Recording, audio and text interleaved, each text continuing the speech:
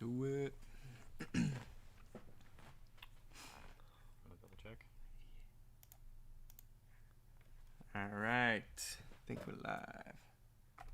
Hello, everybody. Welcome to another Proko stream. Today I'm gonna be. This is Christian. I'm Stan. Hi. Today I'm gonna be showing you guys how to combine photo reference in a painting. So here I'll show you. Oh, can you hide the? There. So I have on the left a 3D render of Skelly. I don't really like the colors on that. You know, they're kind of flat. They're made to be shown on like the white background that we usually have in our anatomy videos. But on the right, I took a photo of a skeleton and just kind of lit it. So what I'm going to do is I'm going to take the pose on the left and the expression and the colors and the values and the edges and stuff on the right, and combine the two and make a portrait of Skelly. So if you guys, do you know the short link for asking questions? I would guess it's 516. Can you check it? Yeah, I'll check right now. So I will be taking questions in, I don't know, maybe like 10 minutes or 15 minutes after I've started painting. So if you guys want to ask some questions, go to Proko.com, go to lessons, and you'll find this stream on there, and you just post in the discussions. Christian will find the short link for you, so you can just type it in quickly. Hopefully everything sounds good and everything. Okay, so I got my canvas. This is pretty rough. I've actually never painted on this, so I'm not sure if I should for a stream, but we'll see. I'll do a quick test, and if not, I'll switch over quickly to a different panel. But I'm gonna stick with a kind of a limited palette today. I don't want to go too crazy. Just, you know, the only bright colors I really need is that like orangey reddish color on the right, and everything else is pretty muted. I don't need any bright colors in there. So you know, there's some cool notes on his forehead on the right, some warm notes, kind of yellowy on the left, and so, you know, I got yellow ochre for my warms, ultramarine blue for my cools, and then I got orange and quinacridone rose for that hot rim light on the right. Christian, do you know if there were any questions already in the? Yeah, there are a few. It's Proko.com/518. 518. Proko.com/518, and you can post your questions there. Hopefully I can open this one. There you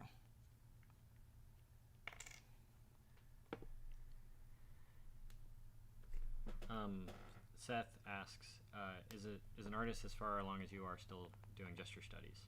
Oh yeah, I love doing gesture studies. Just do like warm-ups with them and stuff. You know, it's like you know, do professional basketball players practice their free throws? You know, of course they do.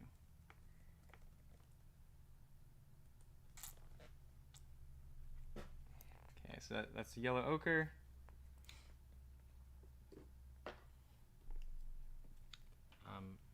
Mike is asking us to turn up the mic a bit.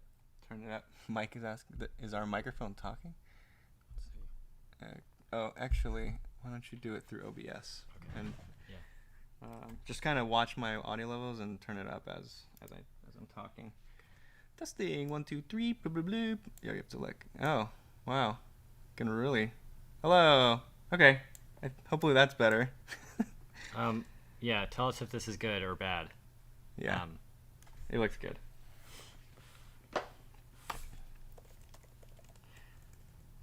Oh, and by the orange, that's just the cadmium orange.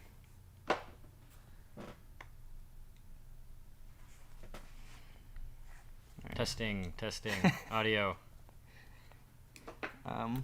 Give me one question while I do this. Somebody's asking you if you will draw in graphite. On the canvas panel here? No, I guess just in general. Oh yeah, I mean I draw in graphite all the time. Or is he asking like today? Oh. I guess the full question is, please draw with graphite. I need real-time videos of you drawing with graphite. That's all. That's. Oh, okay. Yeah, I don't have that many graphite drawing videos. Yeah, I do. I want to make a video of the way I do kind of my mixed media portraits. I like to start with like charcoal powder and get like a really blurry, vague image, and then use the kneaded eraser to pick out the lights, and then go in there with graphite. And I've always wanted to do Jesus Christ. I've always wanted to do that demo, and so maybe soon I will.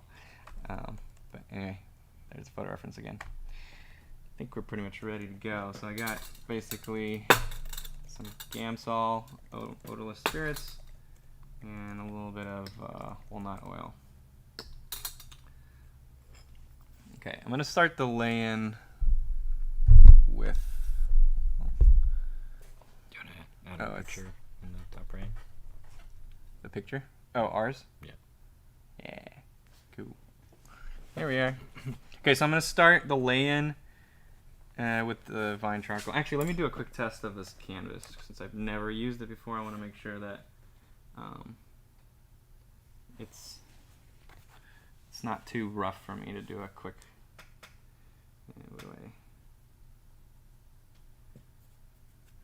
Yeah, I like it. Nice. That was good enough.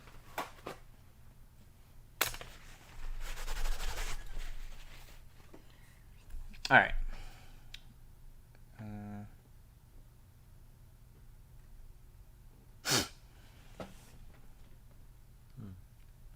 So I'm looking at cool. So unfortunately, you can't see the skeleton, but you know, there it is. I'm gonna draw the proportions on the left, and then afterwards use the colors on the right. You're right. The vine charcoal is great. I filmed it with Morgan Weisling last night, and he was using vine charcoal on it, so I'm going to copy him.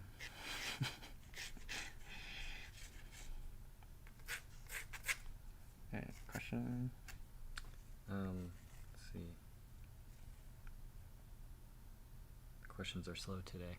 Yeah, because I don't think we advertised that I'm going to be answering questions. I think we just said I'm painting. But the vine charcoal is really great because if I don't like it, I just take it right out. Like that was too big for the head. I'm not gonna fit. I want a little bit of the neck in there as well. Do you want to announce the critique winners? The critique winners? Oh yeah. Can you pull out? Yeah. Do you know where it is? I will get it from Mike. Yeah, Mike sent it to me, but. Anyway, so I'm just looking for big angle changes here.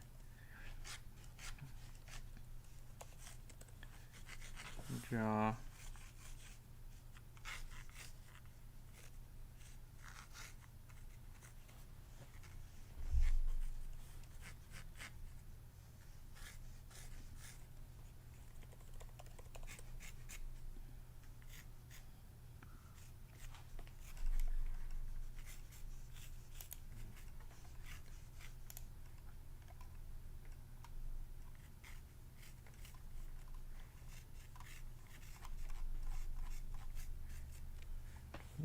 It's there. Okay. And we'll also post these in the on the page or the stream later. But wait, let me read it. Oh, I have it here. Okay. Okay. So the winners are Gannon Beck, Charlene. I guess that's just her username, and Sonia Mueller. So.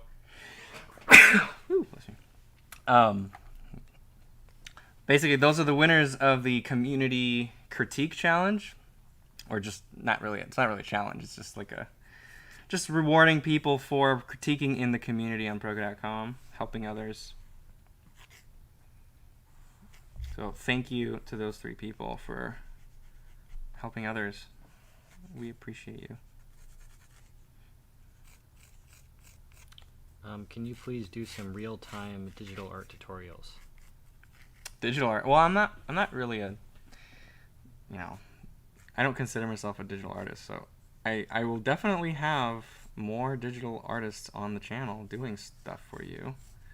I don't think there will be a shortage of digital art tutorials, but I'm not the guy to do that. There's way better people. Like Lane Brown was on 2 days ago showing Procreate. So if you missed that, go watch the replay. Lane Brown did a really good job of showing quick sketch and a longer pose using his charcoal brush pack in Procreate. It's one of the best. It is. Brush packs. It is. Yeah. I was playing around with it last night actually, and I was like, wow. Showing Morgan it and everything. What's that? You're showing Morgan. Yeah, sure. Morgan Weisling is using Procreate now. Yeah. It's great. So see how easy it is to just like adjust my shapes? Like if I don't like it, I just like boop, use my finger as like a kneaded eraser. How do you reduce anxiety when beginning a new piece? Just breathe. I don't know. It's tough. Just start, I guess. Yeah, just start. The hardest part is beginning. Just starting it. Play some calm music. Or what? It doesn't have to be calm. Just play some music that really like inspires you, makes you happy. That helps me. And watch your diet. Yeah. Seriously. Exercise. Watch your diet. I know it sounds like, it's an answer you don't want to hear, but it's like that is kind of the answer. So. You have so many middle to advanced courses. When can we expect to see a true drawing basics course? Ooh, we're getting close, guys. We're getting close. I'm the one that's gonna be teaching that one. That's my next big course that I'll be doing for a while. So coming soon.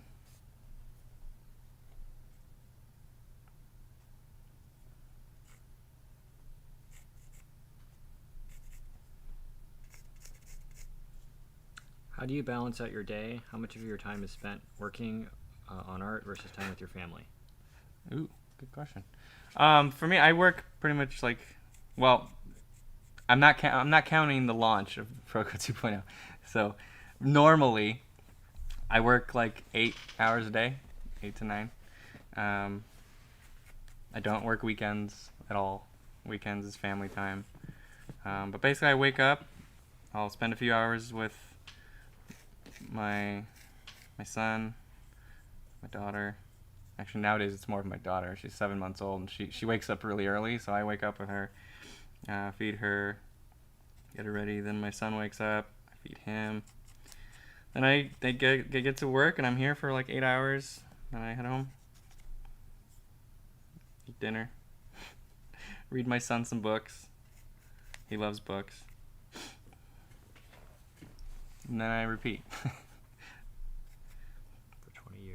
For 20 years? My son's only 4. Well, I guess. I haven't been doing that specific schedule. Yeah. But before that, it was all that time that I spent with like my kids. It was all with my wife. And before that was, my girlfriend. Yeah. I'm pretty much just like 2 main things. It's either I'm working or I'm with my family. I don't really have like other hobbies that I spend that much time on. Maybe now I swim, but it's a very small amount of my time. Another question? Where do you like to get your brushes? Online. I think Dick Blick is where I go. Probably, yeah, I think usually Dick Blick. But I also have lately I stocked up on so many brushes a few years ago, just going to like plein air convention. That like I just have a lot, and I haven't ordered new brushes for a long time. So, but typically I just order a lot of stuff online.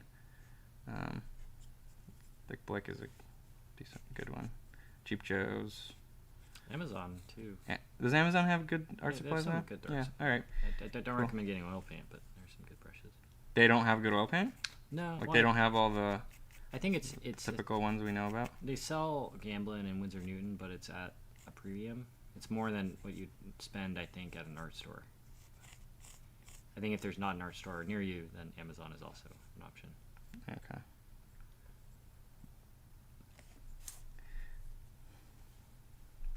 This is a kind of a two-part question. Mm-hmm. Do you plan on doing a course or podcast on proper critiquing? Is there a proper format to a good critique? We have done a podcast episode on how to critique. I think it was it a 2-part episode? I think we might have been 2 episodes. But also, if you don't want to watch like a full like hour or 2 of us talking about how to critique, we have like a post on it on Proko.com. If you just go to the community, at the top of that page, there's a rules. It's a very skinny bar, and it says rules. If you click on it, it'll open, and in that is a link to critique guidelines. And I know it's really easy to miss that little thing on there, but I highly recommend everybody who is in the community critiquing or getting critiqued read that, because it's advice for both people who want to critique others and also how to accept critiques, how to be on the receiving end of a critique. So go read that, and it's much shorter than listening to a full podcast.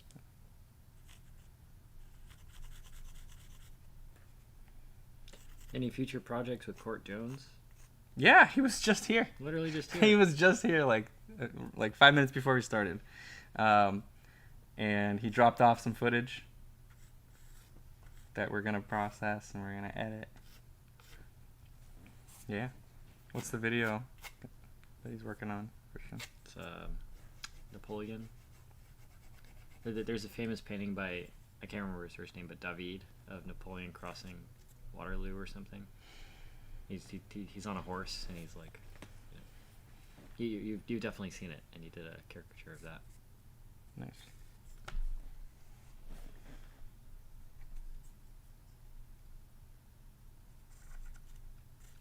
What is the next step after learning how to draw the basic Loomis head?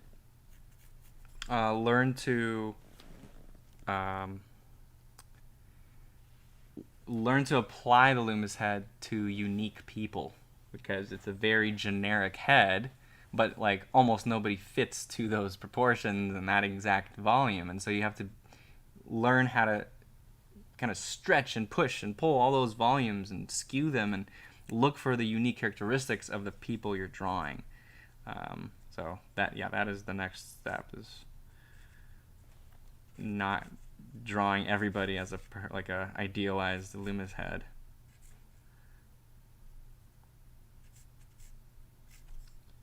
Court's video, by the way, is on how to make a caricature of a masterpiece. Cool. Pretty cool. Well, it's not out yet, right? But that's Yeah. what he's... The video that Court was here to. Cool. But he is also working on another course. I don't know if I want to announce it yet. We're pretty far along, I think, but it's related to anatomy.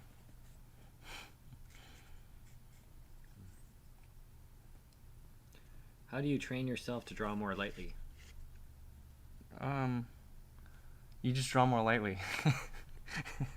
Sorry. Yeah, you have to think about it. If you naturally push too hard, you have to think about not pushing too hard, and you have to get yourself out of that habit. Some people would say get a pencil that's like a harder pencil, so that if you push hard, you're still getting a light line. I would suggest the opposite. Use a softer pencil, which makes your lines even darker, which forces you to not push hard.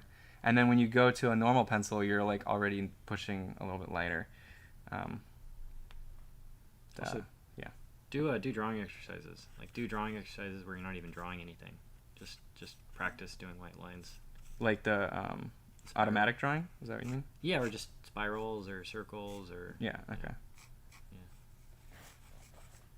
When you're drawing something like a subject matter, you're focused on. Right. Yeah. When I say think about drawing lighter lines, yeah, it doesn't have to be on like a portrait or anything where you're distracted by the drawing. It could be just like fill a page with lines and circles and just squiggly shapes and just like,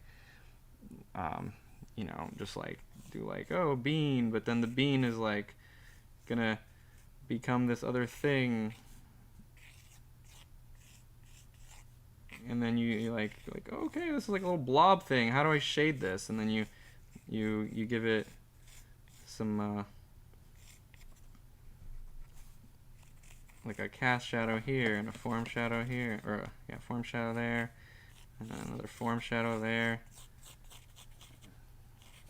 And then you start rendering it, and it's nothing. You don't have to think about anything other than like your lines and the values you're putting down. And so you could focus that exercise on light lines. You didn't wipe out very good.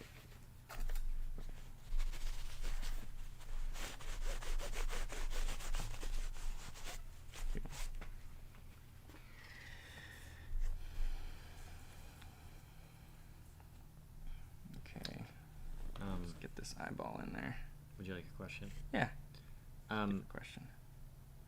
Did you go to art school, and if so, did you fail any art classes? Did I fail? I did go to art school, but it wasn't a college. It was an atelier called Watts Atelier. It's here in Encinitas, San Diego.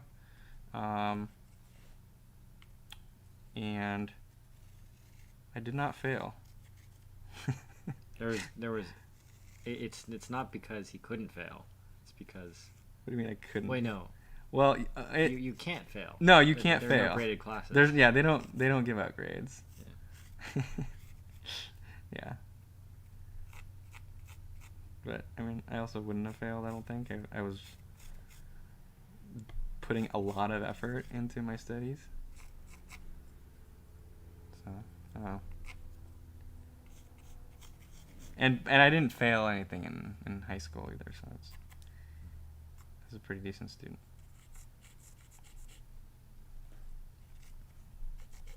So as I'm putting these shapes in, I'm always comparing the two sides. So like this angle right here, I'm then going over on this side and thinking, okay, well, what does that angle look like over here? And I'm thinking about it in perspective. It's not going to be perfectly symmetrical because he's not looking right at us. These shapes are different, but I am still, I got to make sure that this corner to this corner is parallel to this corner to this corner. And these are parallel to this, and this, this. If you just draw this shape, then you go over here and draw this shape without looking at this one, they're just not going to match up.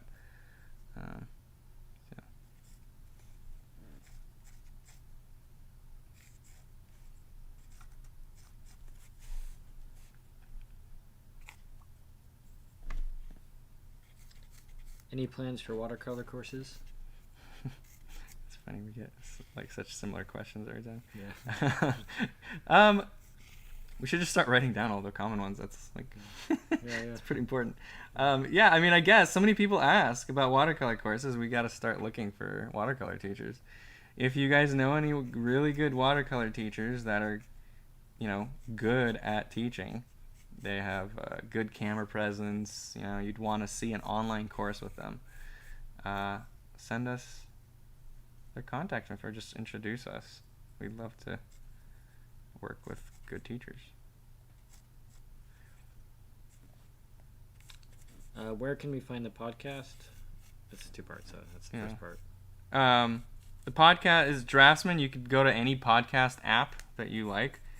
Spotify, Apple, YouTube, or not YouTube, Google, I mean. Whatever you're using for podcasts, you could go there, look up Draftsman, and you'll find it. I feel like my angles are off. One of these looks like it's too high or too low. This one's too low. Yeah. Yeah. So I'm gonna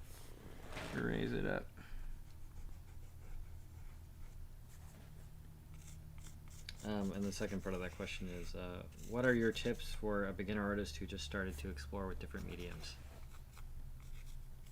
Tips for a beginner artist exploring new mediums? Yeah. If you're a new artist, you shouldn't be exploring new mediums too much. I mean, it could be a distraction where you're, because in the beginning, your medium is kind of like a pain point. Like you have to, it's like annoying trying to get comfortable with the medium just to start learning your fundamentals, right? Like it's hard to get your fundamentals right when you're just struggling with how to hold a pencil and all that stuff. And so once you finally do get comfortable with it, if you switch mediums, you're just never in that area where you're like really comfortable with the medium and you're studying like drawing. Yeah, we were talking to Morgan about that. Like he just started using Procreate after, spending most of his career as an oil painter, and he's doing a really great job on Procreate. Yeah, immediately. He showed us all the Procreate paintings he's done, which is like a total of 10. Yeah. His first one was really rough, where he was just like trying to figure out the tools, like kind of sketchy. His second one was already like way better. And then by the third and fourth one, he's just like, his paintings in Procreate look so close to his real oil paintings. It was amazing. So it was like, he just spent time really focused on learning the medium. And like all the fundamental training that you had already, it was just there and it was easy. So like in the beginning, if you're a new artist, I would not try to just jump around and learn mediums. I recommend sticking to that stuff that applies across all mediums first.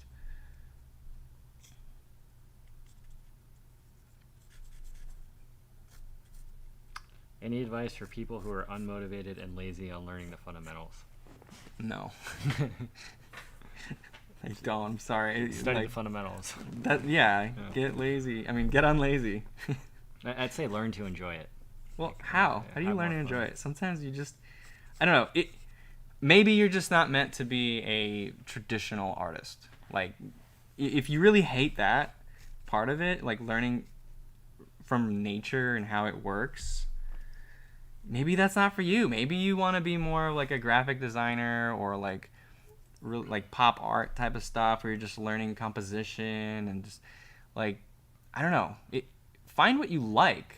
If you really hate it, I don't know why you do it. To make cool, I don't know.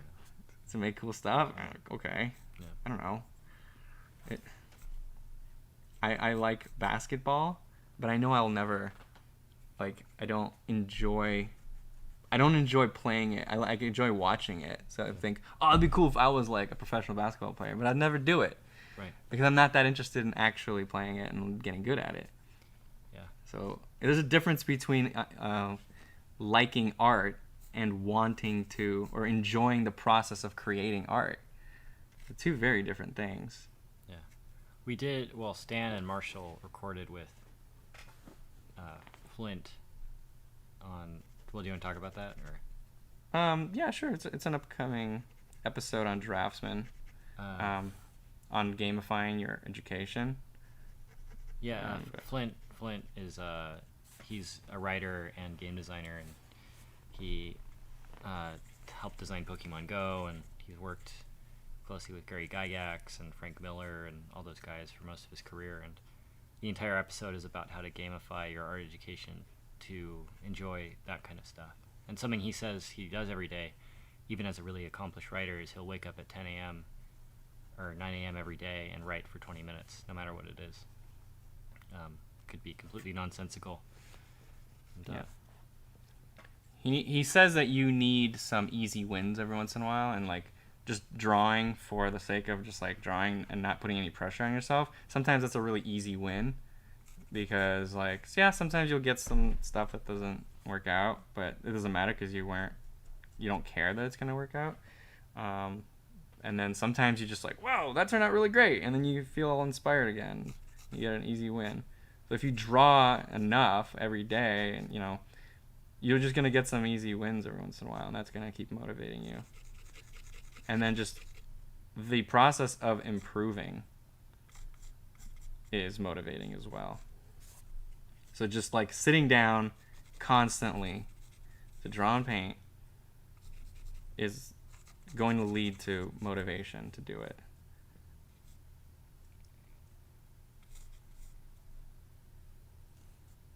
So I'm spending a lot of time really focusing in on the drawing aspect. Probably just because I watched Morgan paint yesterday and he was just like so into the drawing part of the painting.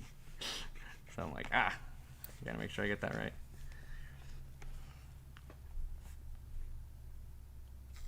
Is gesture a two-dimensional or three-dimensional concept? It's three-dimensional for sure.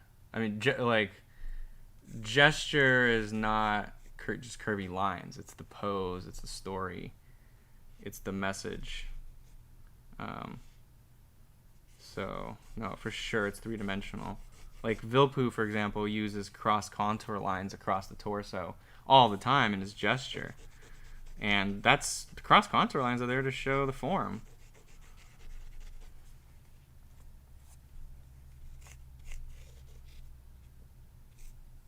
This is kind of a long one. So. Okay. Hello, Stan. Can you draw figures from imagination? Have you tried, for example, learning to draw a skull from imagination? I know the kangaroo meme. My actual question would be if you've tried improving your imaginative constructor drawing skills, or do you not care as much and stick to the sight size / drawing method you normally? I don't use sight size, first of all. Sight size is very specific where you're drawing it exactly the size that you see it. I don't care what size my reference is. I have my iPad in front of me, or Christian's iPad. I could shrink Skelly and I'll still be able to draw this in front of me. It's not the size of my sight. So I could shift things around, right? But what you're talking about is observational drawing and painting. Yeah, I'm much better at observational than I am from imagination. But yeah, I can invent figures from imagination, but they're not going to be as like detailed and as good as when I have a photo reference, of course. But yeah, I could, if I spend enough time on a drawing from imagination, I could make it good. Yeah, I have tried it, and I do sketches, and I'll just start with a mannequin, start with gesture, get it working, and then add some muscles on top. And yeah, it looks fine. But I'm not doing it enough to be like right out of the bat get like a really cool looking drawing without starting with structure and just like building up to a good drawing. I can't do what Kim Jong-gi does. I have to construct it. We were also talking to Morgan about this last night. I mean, studying from reference and doing art from reference doesn't detract from the value of the art at all. It's just a different tool. And, there are different strengths and weaknesses to both. Yeah. True. Apparently this person signed up to ask this question. Signed up what? Signed up on Proko to ask this very important question. Nice. Well, it's free. Thank you. What do you do when you need to fart during a live stream? Do you hold it in or let it go? Fart? Yeah. I've never needed to fart during a live stream. Wow. Yeah. Do you need to fart right now? No. Go ahead. I can mute it. Were you trying to fart? No, I guess yeah. I was kidding, man. No, I seriously have never needed to fart during a live stream. I don't know, but thank you for that question. Thanks for caring. I don't know, man. Their second part of this question is, do you plan on doing more collabs with other artists? Yes, of course. It's a huge part of what we're doing now. Yeah, answer is absolutely. By the way, ask questions at proko.com/518. That's where we're reading the questions from. Yuki. All right, I think that's good enough. It's weird stuff in here, but it's like in the shadow. I don't want to start doing too much in there. Actually, just simplify a little bit. I probably exaggerated that mouth. It's a little funky. Hold on.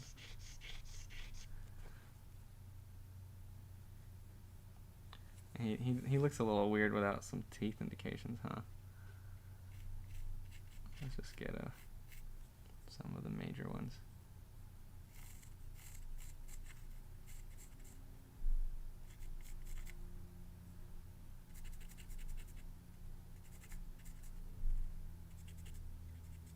Can you talk about the new courses that are coming in the next week?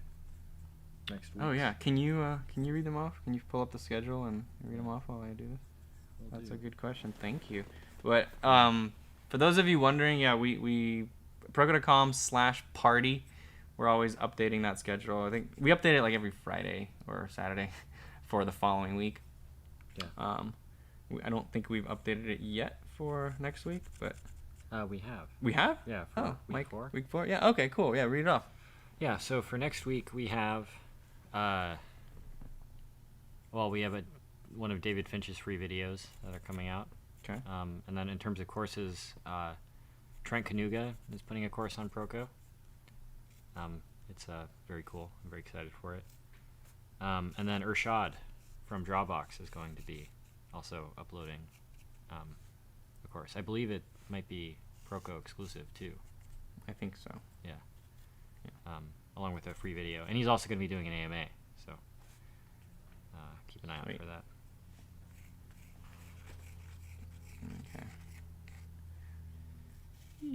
All right. Good enough.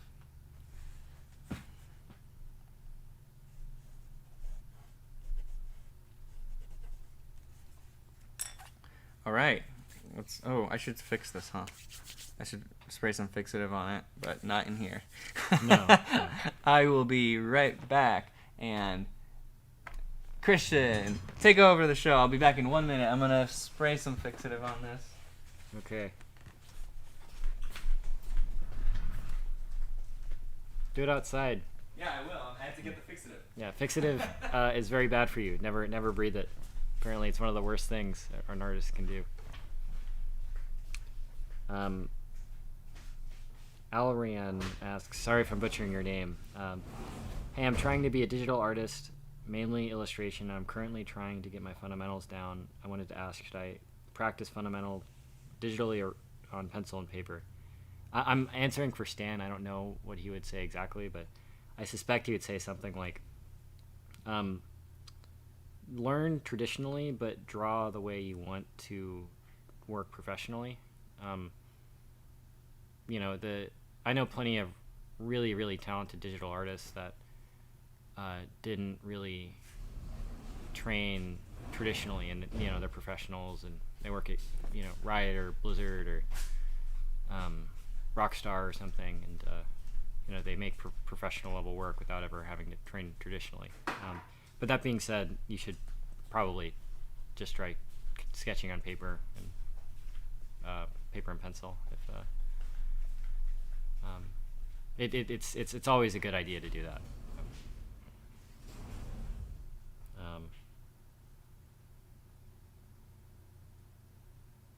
I'm looking for more questions.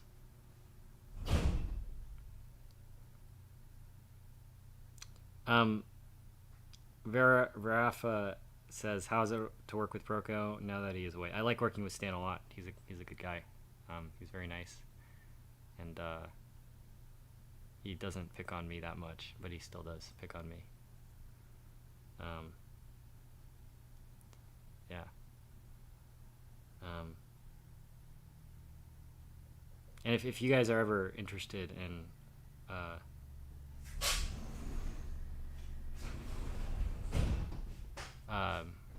teaching or critiquing for Proko, go ahead, send us an email at just on the website. There's a link to it. Okay. Stan's back. Woo! Yay! I think it's dry now.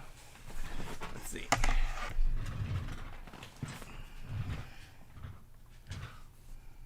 Okay. Yeah, see, now I can't smudge it. See? It's fixed. A little shiny. Okay. Oh, it smells stinky. You smell it? Yeah. Yeah. Well,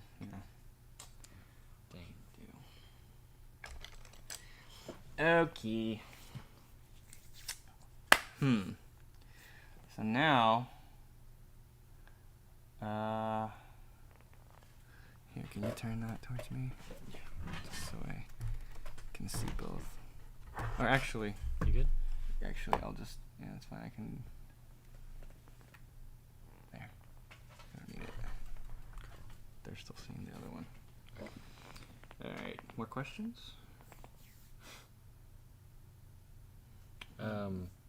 Yeah.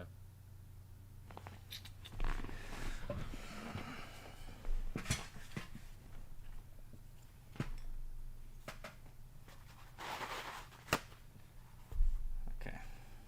I was reading a book from the 1940s that said absolute technical excellence of draftsmanship is necessary for successful / profitable illustration and cartooning. Does that still hold true? Wait, what is the absolute necessary? Absolute technical excellence of draftsmanship. For cartooning? And illustration. I mean, it depends on what style of illustration and cartooning you're doing. I would say it is not an absolute must, but it definitely helps. Yeah.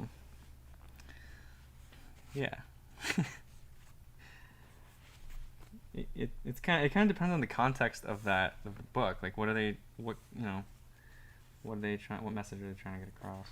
But it depends. You can also get some really, I don't know, Photoshop and stuff is really powerful, so you can forego a lot of the stuff you'd normally need to do.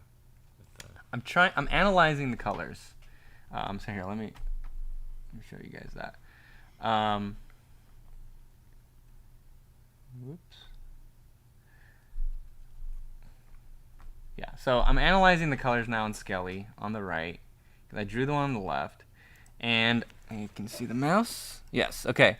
So I'm gonna start with kind of the shadow color in here. Got it a little bit on the chin on this side and throughout the teeth.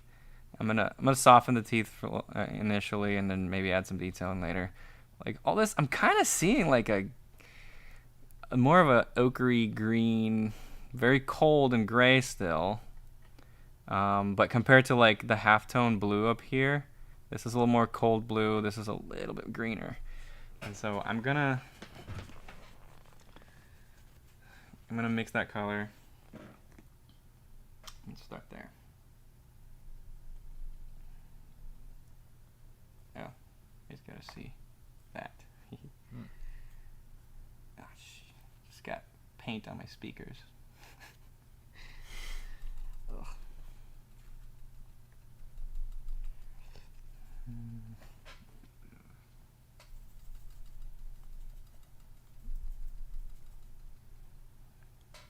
So that's way too saturated.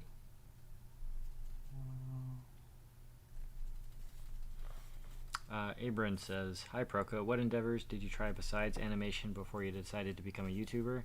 Did you ever consider concept design or illustration work for comic or magic like Lucas Graciano or Eric Gist?" No, I never thought I would be an illustrator.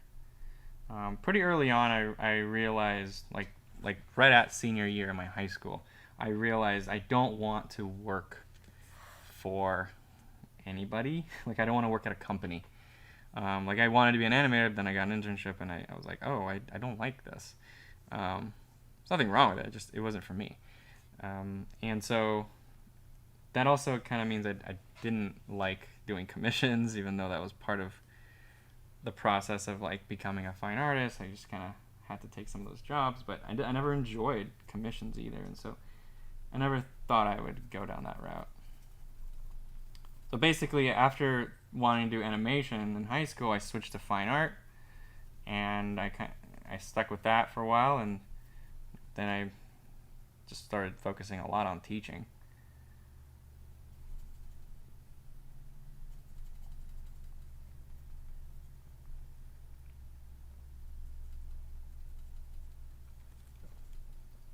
Do you still do anatomy studies? Do you have a sketchbook for anatomical references that you often come back to? If so, can you please show?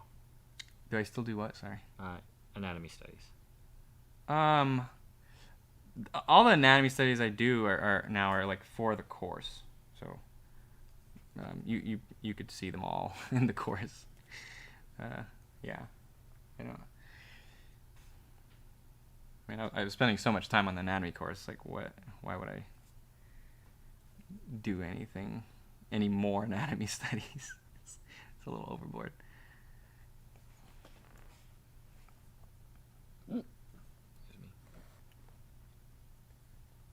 Any advice for transitioning from digital materials to digital?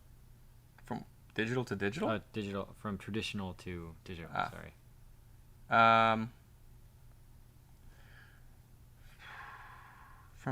Just learn the fundamentals. Yeah, just learn those fundamentals. It's all you really need. And you can apply all that stuff to any medium. And then just do it like what we were just talking about a few minutes ago. Morgan Weisling, he's really good at oil painting. He's really good at drawing. But he switched to Procreate, or not, he didn't switch. He's doing a lot more of it. And he's really good at it. After like a few weeks, after like 10 drawings, he's really good at it at Procreate. Because he's good at drawing. It's really strange doing this because I'm looking at the colors on the right, and like the shape of the shadow on the right is different from the shape of the shadow on the left, and I'm like looking at the color on the right, and I'm also remembering the shape of that thing I'm looking at, but I have to remember that I'm trying to get the shapes from the left, kind of, or not. It really depends. Like the volume, I don't like the jaw volume of the skull on the right. It's just like a curve. I like Skelly's chin better. It's just way more defined. It's angular. I just like that. And so I wanted to find the plane changes on Skelly. But it's just strange having to combine colors and shapes from two different things. But that's what we're doing here.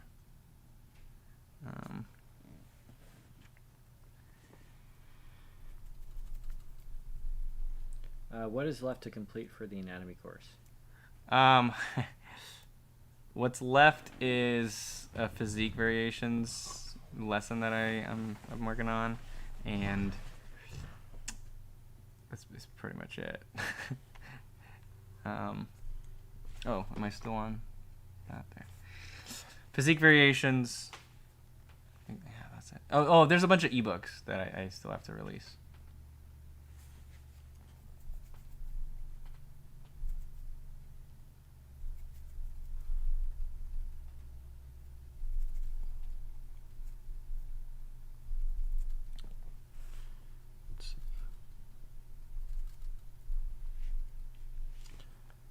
Hi Stan, I know you prefer a Cintiq when working digitally, but can you think of any major reason to keep using a tablet/monitor combo, cost aside?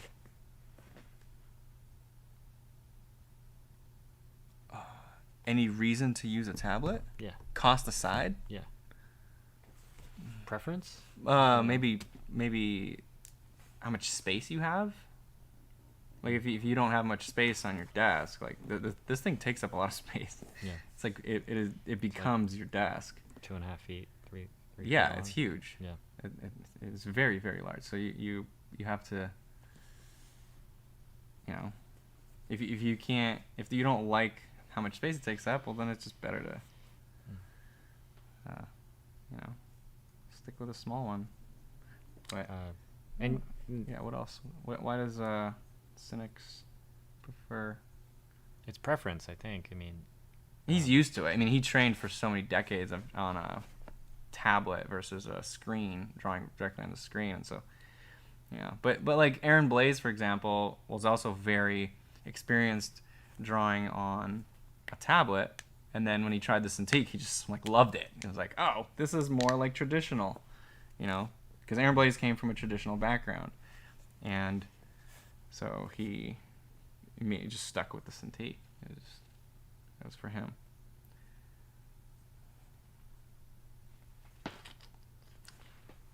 Hey Stan, will TB Choi stream with you one day on Proko? Maybe. She doesn't speak English. She didn't speak English. So, I mean, we could. But we like, should. Most of our audience. It's up to her. If she wants to, then. Yeah.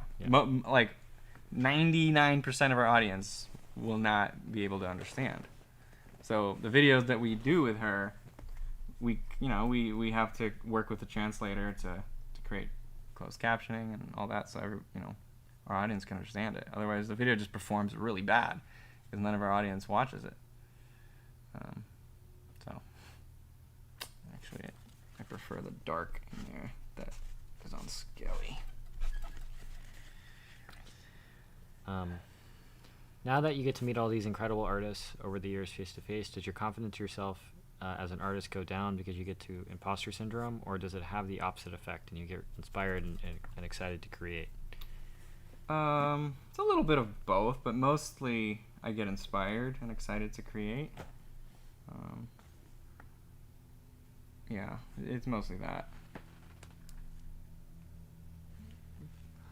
I don't know. I've never had that effect of looking at a master and just being like, oh, I'll never be like that, so I shouldn't do it.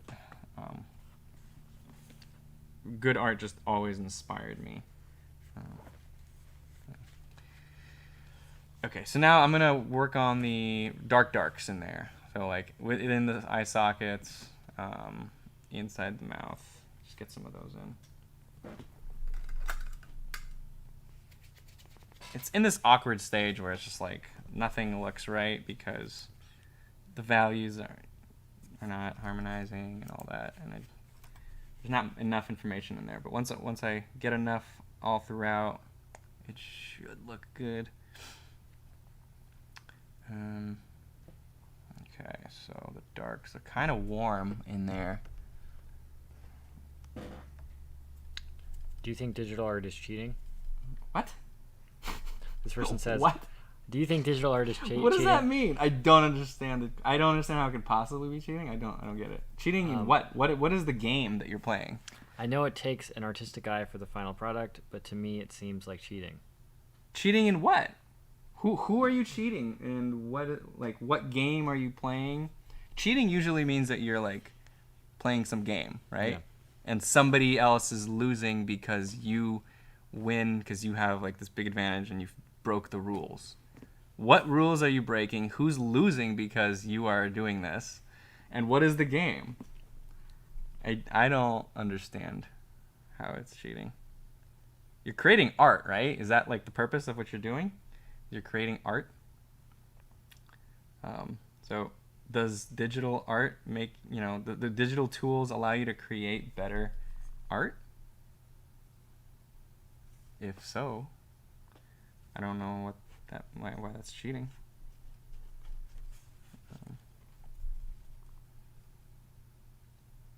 Yeah, this texture is kind of funky. I've never worked with it, and it's bothering me. I probably need to use a bristle pretty soon here. Oh, what'd you do? What'd you do?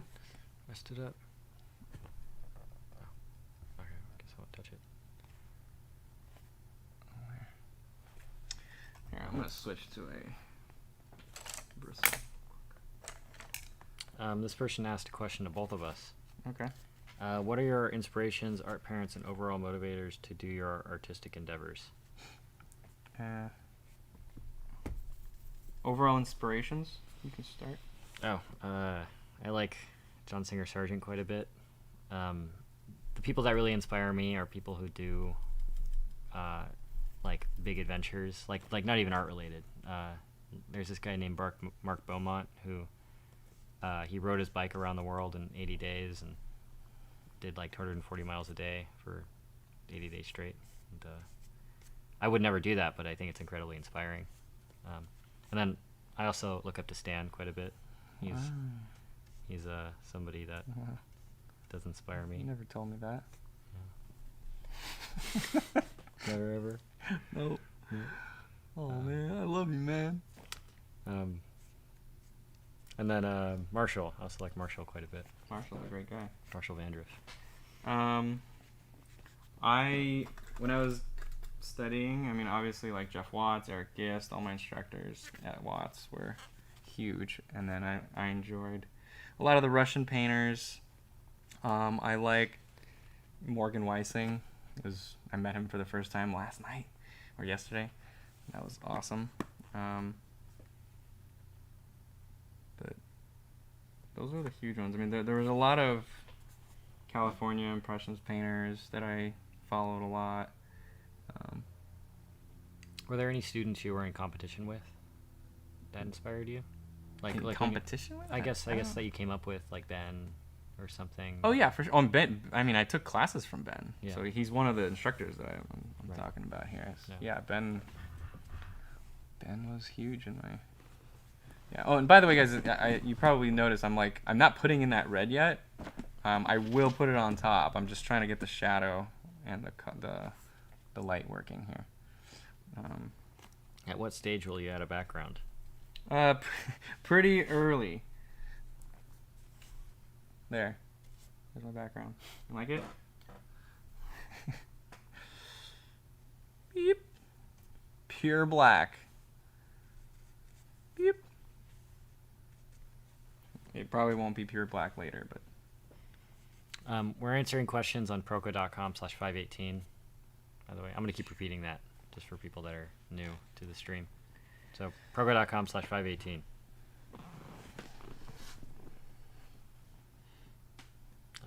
Any advice / book recommendation on working with color for the first time, specifically watercolor medium? Working with color for the first time? Yeah. Specifically watercolor medium. I never used watercolor, so I cannot help you with watercolor. But with color in general, I say you have to study from life. If you're doing a lot of color studying from photos, you're not getting the full experience. And I highly recommend just like, even if it's you're just setting up like an apple on your desk and you're painting the apple from life, do that. It is very helpful to study the colors from nature. Okay. I gotta hurry. Hurry. And in terms of books, would you recommend Alla Prima for color? The Richard Schmidt book. Absolutely, yeah. Alla Prima is a wonderful book.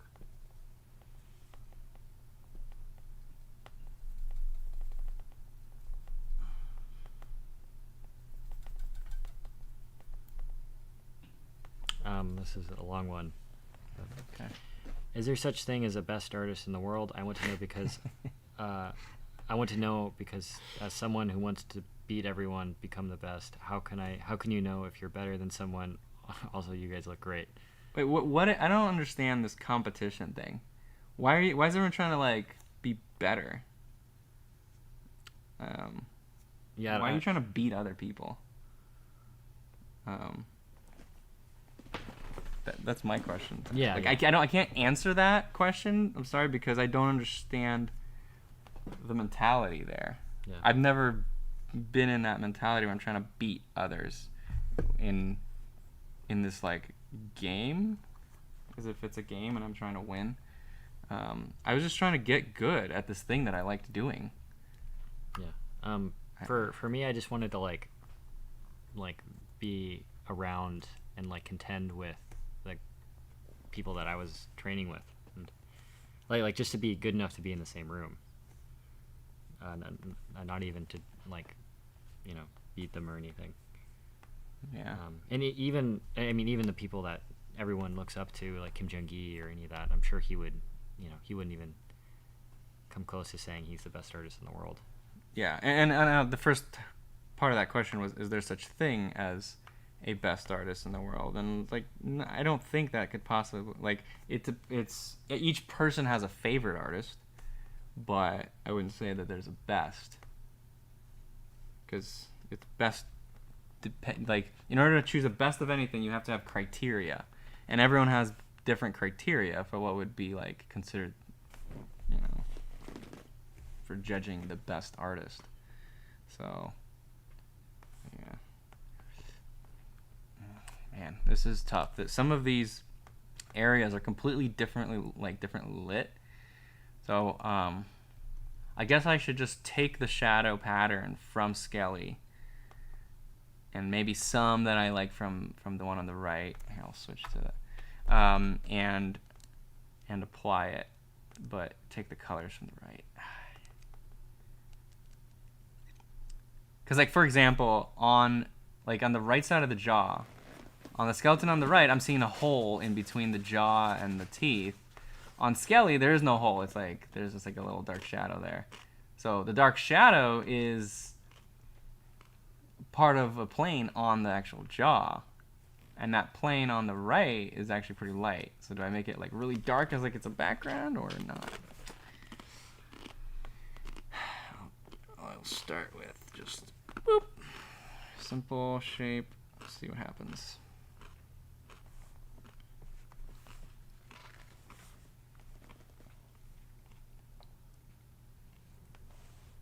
How can I develop my passion and skills for drawing without becoming overly obsessed and then burning out and thinking poorly of the progress I have made?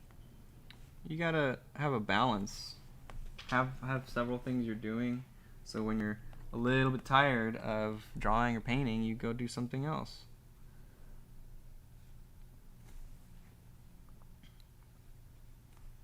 Because I mean, if you just go all in on anything, you probably will burn out. And you need to rest. Just switch what your brain is thinking about, what your body's doing. You know, if you're always drawing and painting, that means you're probably always sitting. Or, I mean, unless you stand up while you're... But either way, it's like any kind of repetitive thing where you're just doing it all day is going to be bad for your body when you're stationary. And so it's bad for your mind. You got to rest and take a break, but it's also bad for your body. You just got to vary up your activities. Yeah. So yeah, I think burnout is just balancing out your life, or to avoid burnout, balance out your life.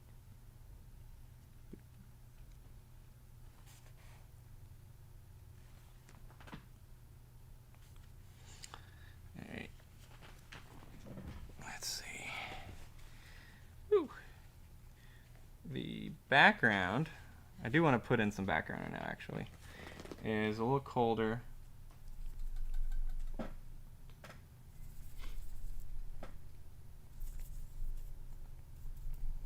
little purpley. Not that purpley.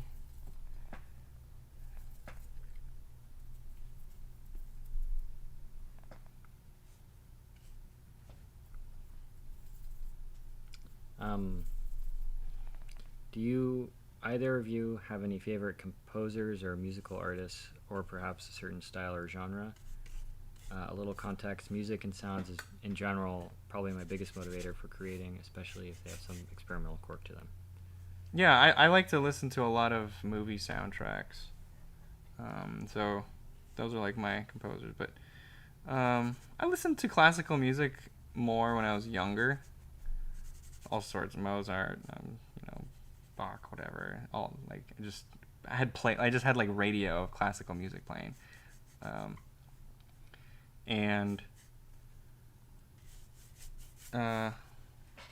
now like that movie soundtracks kind of fill that for me. They're very much like composed music. So, what about you? I listen to a lot of indie music, like I guess like a surf punk kind of Surf stuff. punk? Yeah. What is I'm that? a big fan of the Frights, and also alt rock like the Strokes and Yeah. The Strokes used to be my wife's favorite band. it used to. Yeah, used to. Whoa. She doesn't. I don't remember the last time she listened to them, but when we were like in high school and when we were dating, this was like 15, 16 years ago. Yeah. She really liked the Strokes. Yeah, I think they're really good. I think Weezer is the best band of all time. God, dude, are you kidding me? Weezer is actually the best band of all time. Oh my god. Nice. Okay. Pinkerton, Blue Album. Wow. The best. The best. Yeah. There it is. Yeah. Okay, cool. Buddy Holly. Trying to figure out a gradation for the background. What do you think? What should be at the top? Should it get warmer, cooler? Let me take a look I'll at this. probably need a little bit of a reddish influence in the background to. Once I put the red in here, there'll need to be something in here to balance that. So thanks for your help, Christian. You're welcome. Yeah, appreciate that, man. Just restart. Huh? You should just restart. I should just start over? Start over. Oh, man.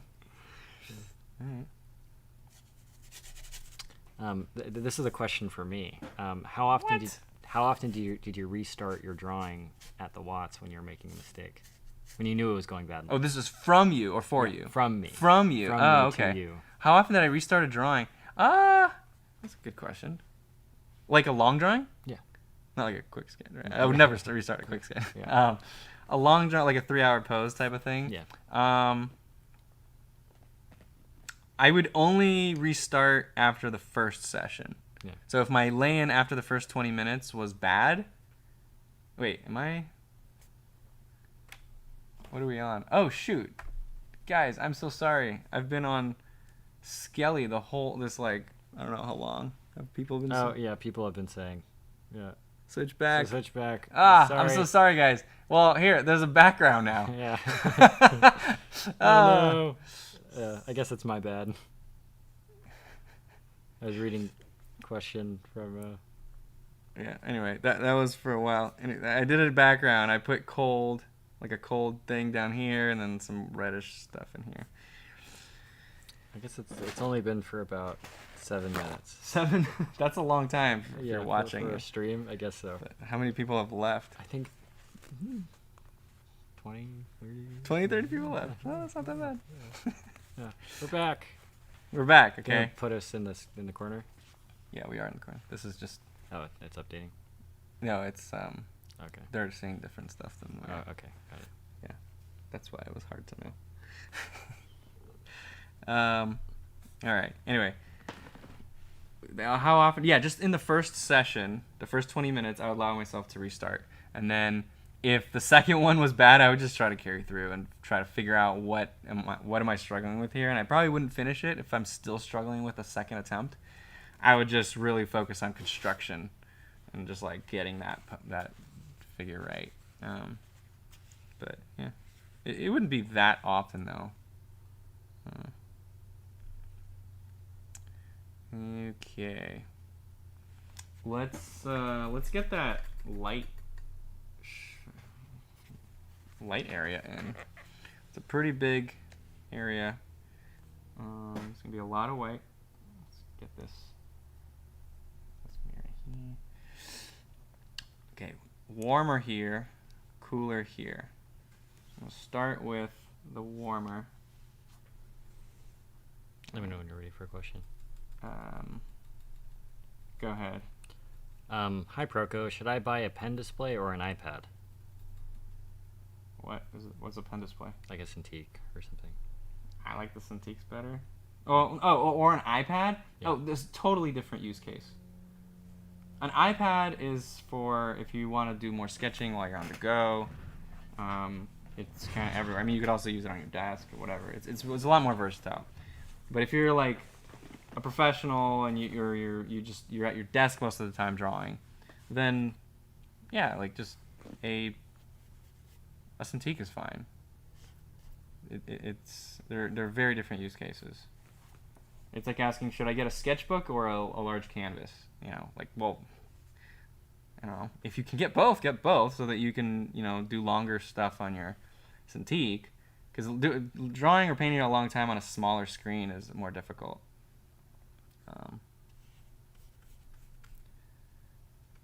But also you can't bring your Cintiq with you, so you're going to draw less if you don't have your equipment with you all the time.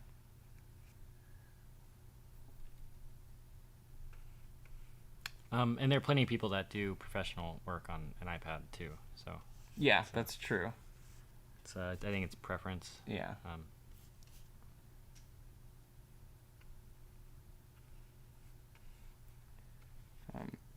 I'm ignoring all these halftones and stuff. I gotta get this base in there. Otherwise, I'm never gonna complete this drawing or painting. How much did you draw per day when you were a student? Probably like 6 hours per day. Ah, shoot. Yeah, it's 6 hours.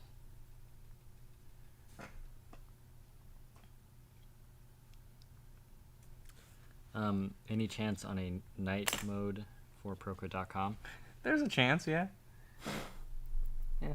It's not a huge priority because we got so many features that are like way more exciting than like the colors on the website. But I understand the desire for it for some people. So, you know, we want to do it, but we do have to prioritize.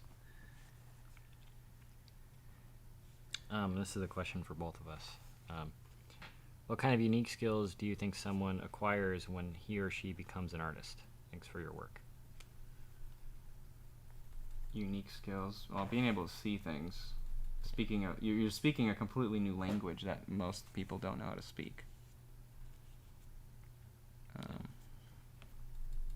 So yeah, it's speaking the visual language. That's the big one. Yeah, for me, I started appreciating art a lot more when I started drawing more.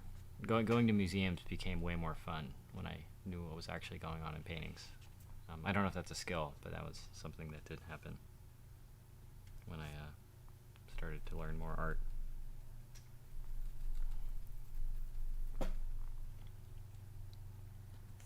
Ooh, toughy.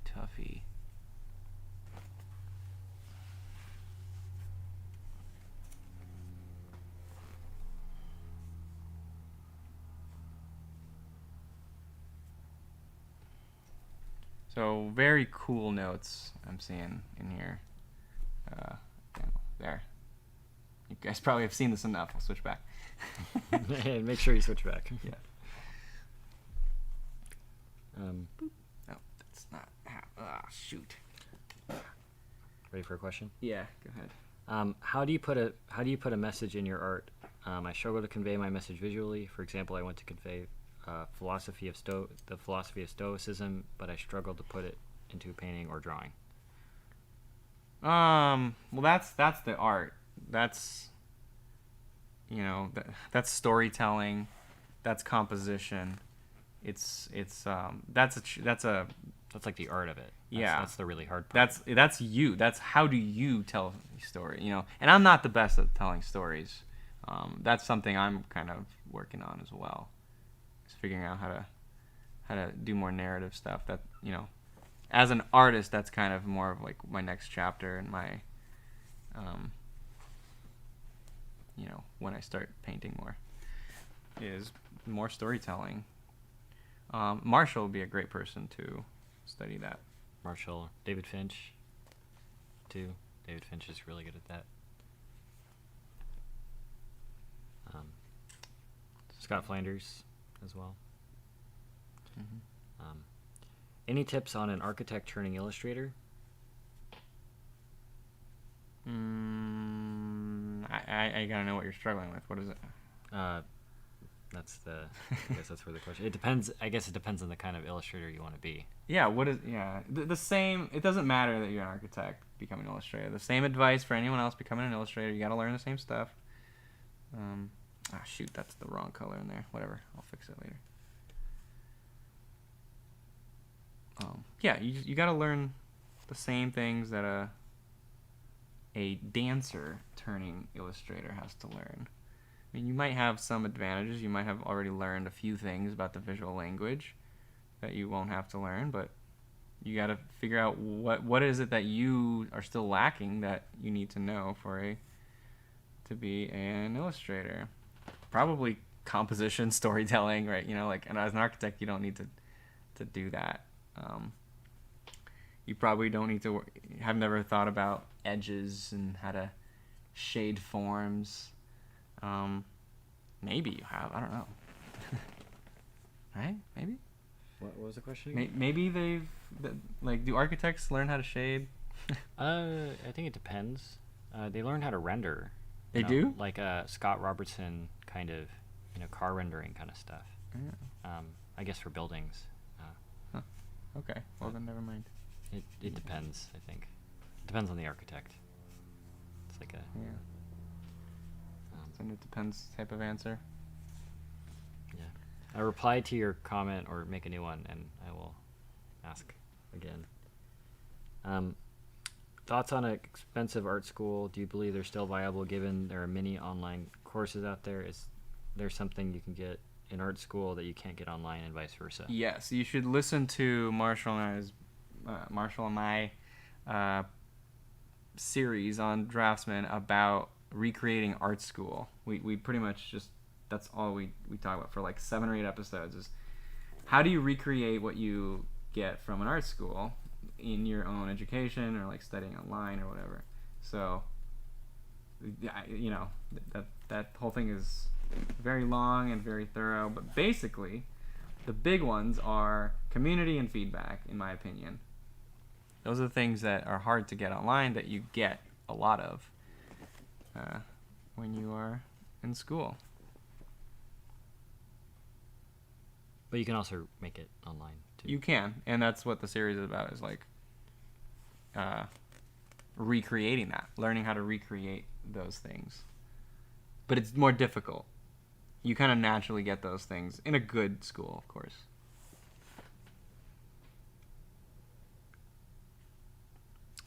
Is 30 too late to start? No.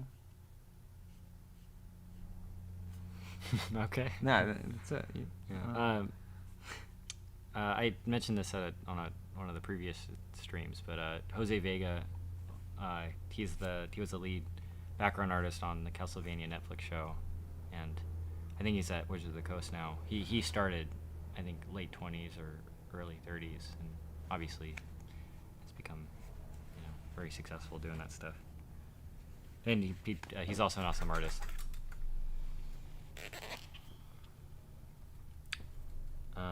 Does Proko have a drawing from imagination or drawing what's abstract or what's not real course in mind?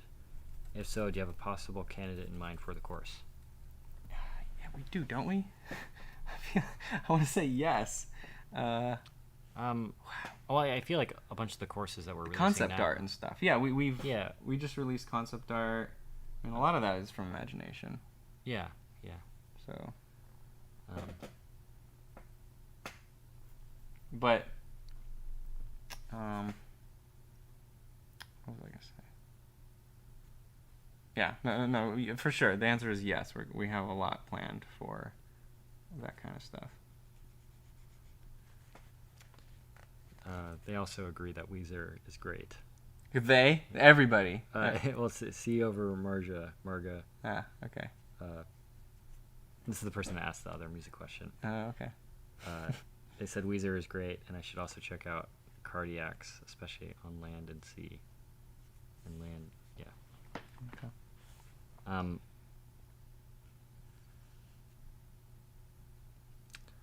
Do you know of any artists that have not went to art school? Yeah. There's a lot. David Finch? Yeah, David Finch did not come from an academic background. He didn't graduate high school. Oh, really? I didn't know that I one. mentioned that in your stream, actually. Oh, really? I wasn't paying attention. Sorry, David, if you're watching this. No, I was. I did not hear that part. Yeah. I was probably reading questions.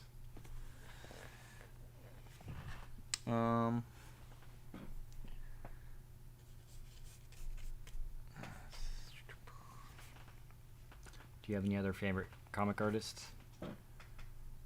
Ryan Benjamin was here. I like his stuff. Yeah, he's awesome. Ryan Benjamin. Yeah. He's cool. Alex Sinclair. Carlos Danda. David Finch. It's pretty cool. Jim Lee. I like watching Jim Lee at Comic-Con. He's really entertaining.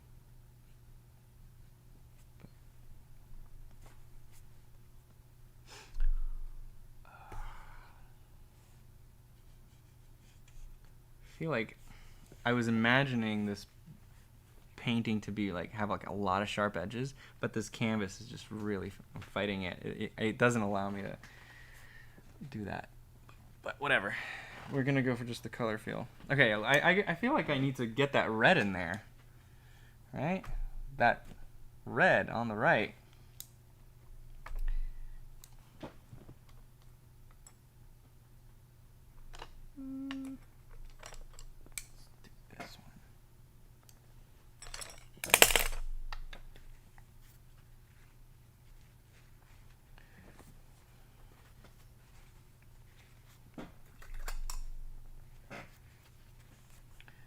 So I don't have a red on my palette. I'm trying to limit it. So I'm basically doing orange and this, and it's red. Whee! Look at that. Limited palettes are not that limited. Are you ready for a question? Sure.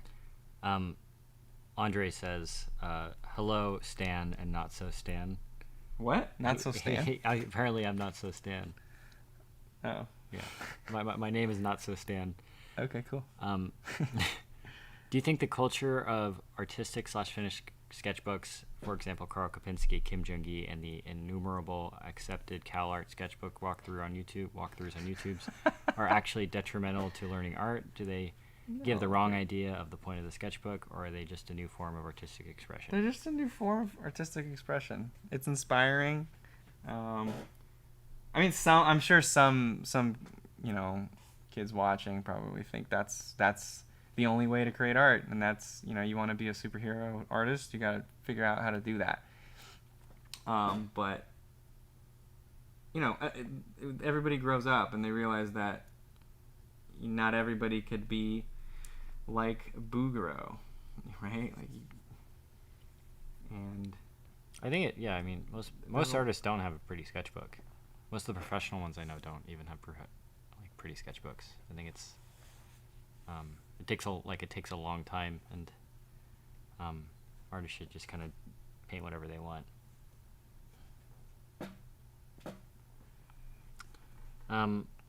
This is a long one, but I'm gonna simplify it. Considering the rise of anime and manga lately, how come you never discuss manga/manga artists? Does that just mean Asian artists? I guess I mean, is Kim Jung-gi not part of that? No. I think they mean specifically people. Anime, or manga artists being people who draw popular manga, essentially manga comic artists. I don't know. I mean, give us some names of some really popular manga artists that speak English that we can collaborate with.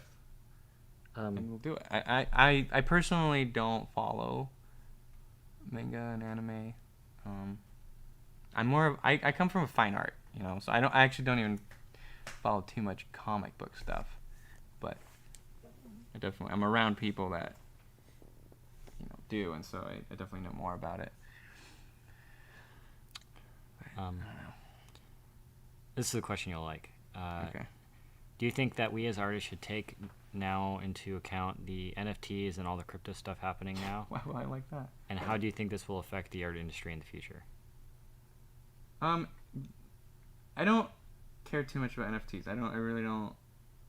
That's not why I'm excited about all that.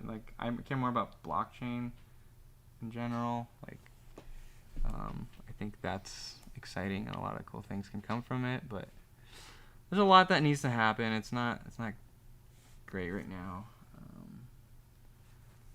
But I do have an episode I did on Draftsman where I describe all my thoughts on blockchain, NFTs, and all that. And so if you are interested, I do recommend it. I think it's one of my favorite episodes that I've done. I did a lot of research, and I planned out. I really did a lot of planning on how I'm going to present this, because it is a touchy subject, and I'm happy with how it came out. So if you are interested in it, go to Draftsman and look for the blockchain episode.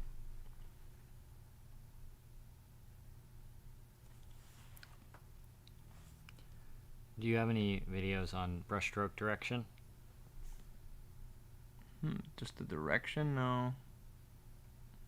I haven't actually just done that many videos on painting. So they're mostly been vlogs. I don't have a course on painting. So yeah, sorry. I know I really want to, but I've been focused the past 6 years on anatomy that a lot of really important stuff has not been covered, but will be. So I'm trying to design this to be really graphic. A lot of the edges I'm seeing up there are pretty sharp when it comes as far as the rim light.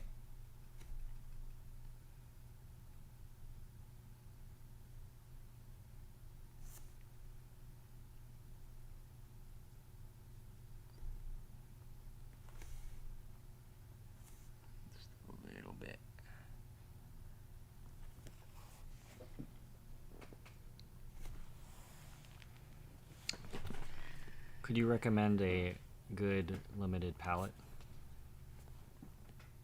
Yeah, it depends on what you are painting. Like I always limit my palette based on what I'm about to paint.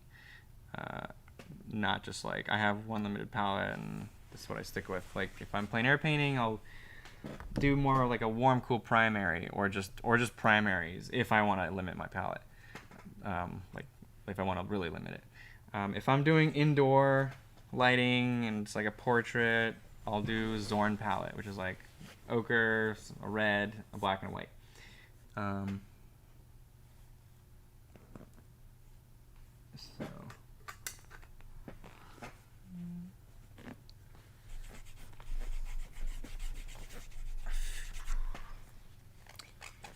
This person is from Guam. Cool. How do you go about painting backgrounds? I find in painting portraits, I don't always like the background and I have to change it. Backgrounds to me are, in a portrait, I mean, this is kind of a portrait, but it's very graphic. It's just there to support the composition and the environment, kind of the feel of the light. But, of course, again, it depends. But to me, it's usually just very graphic, kind of gradations of value and color. Right now, I don't really have much of a background. I just made sure to put some dark in there to be able to judge my values somehow, at least a little bit. By the way, we're answering questions on proko.com/518 for anyone that is new to the stream. Proko.com/518. Do you guys subscribe to any art magazines, and if so, which ones? I used to, but I kind of just stopped reading. I was, I switched to everything online. But I used to subscribe to a lot of like, Fine Art Connoisseur and Western. Yeah, a lot of Western. It's true. Drawing magazine. I think it's just called Drawing Magazine. Imagine FX. I never subscribed to Imagine FX, but they're really good. I wish I did when I was studying because they had a lot of good like tutorials and stuff.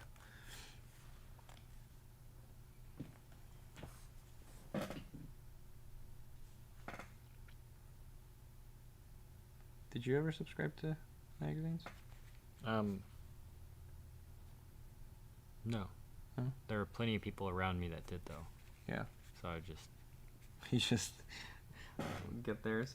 Yeah.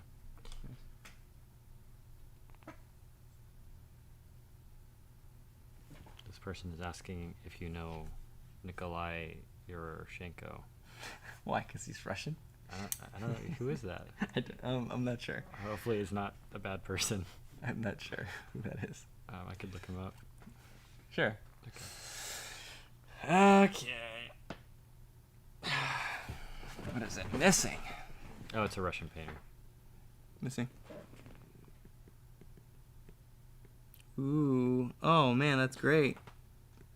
That one looks a lot like... That's cool. Oh, man. Yeah, awesome stuff. Kind of looks a lot like some of the American illustrators, too. Yeah, kind of like NC. Yeah, like the Wyeths. This person is asking if you will do a collab with Ethan Becker. Yeah, I've been talking to him. We might do a collab. What would you want us to do? Let me know in the comments.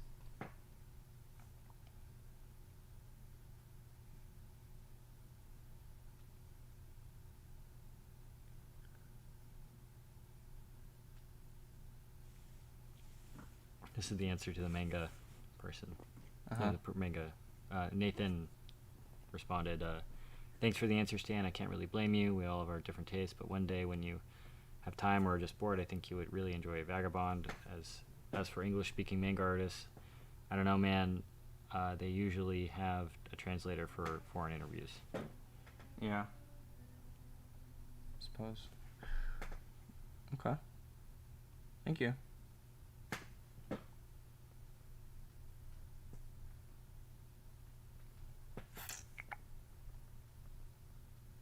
And it's not that I don't like it. Like, I do enjoy. Like, I think the art is great. I don't read. I don't look at a lot of books. I listen to a lot of audiobooks. It's mainly just because of time. Like, I work so much. And if I'm not working, I'm with my family. And it's difficult for me to, like, find time to just, like, pick up a comic book and just, like, immerse myself in it. I could listen to audiobooks if I'm exercising or driving somewhere, waiting for something. I just, like, pop my headphones in, play my audiobook.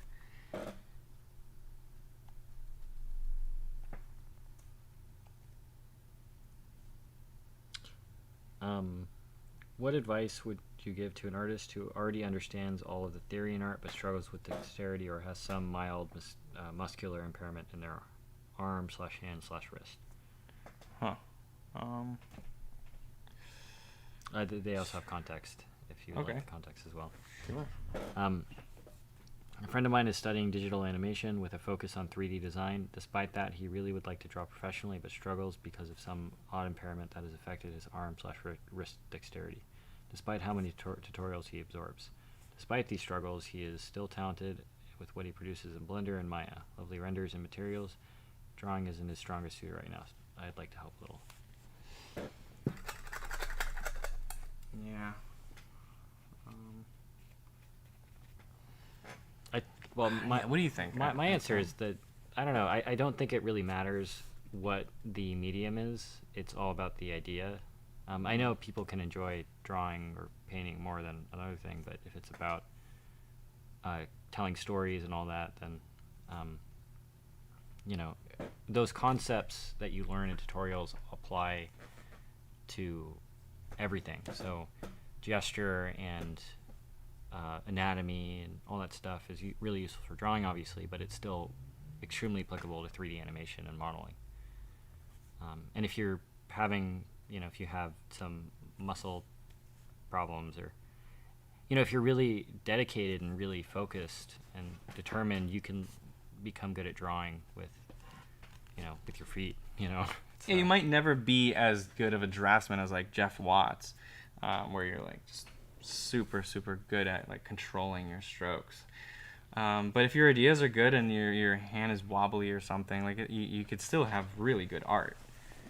Yeah, I mean, I know plenty.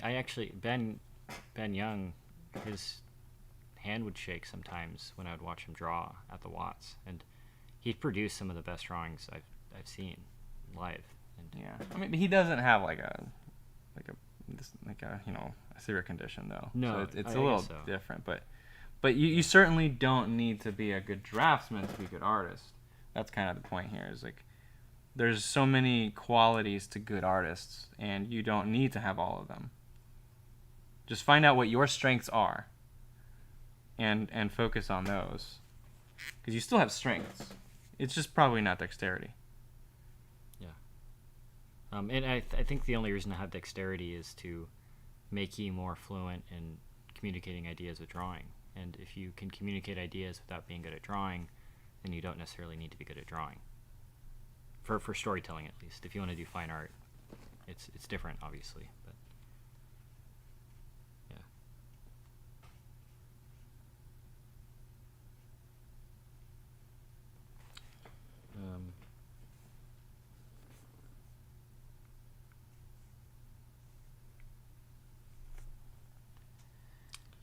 This person is asking, I've overwhelmed myself with art materials and resources when I'm very much just a beginner artist who wants to learn fundamentals and some basic figure drawing. I am mostly avoiding everything bought and found now because I'm still mostly using my sketchbook and don't know how to approach the other resources.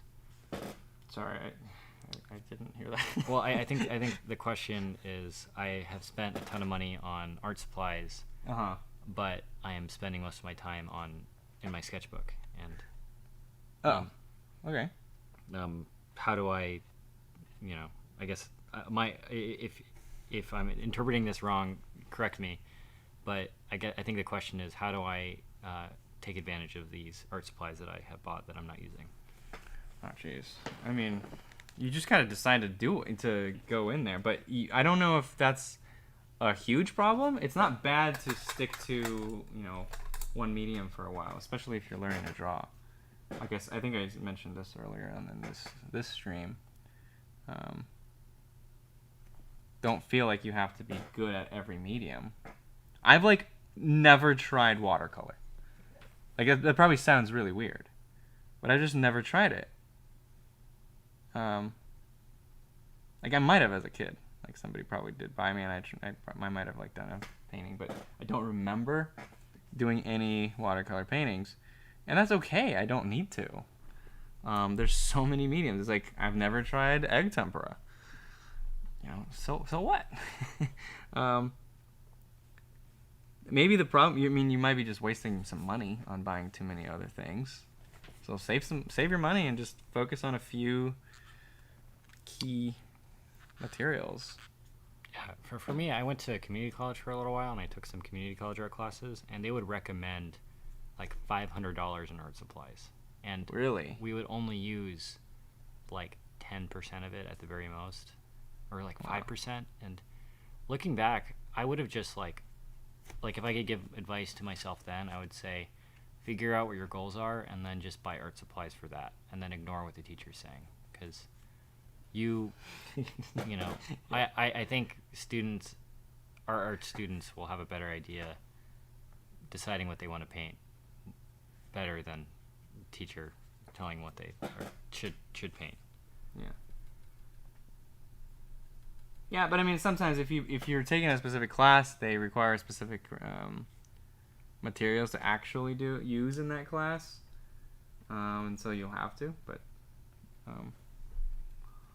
that's weird. In your college, they recommended all these supplies, but it was just kind of a general supply list, and then the teacher has a completely different agenda for you. Yeah. That's weird.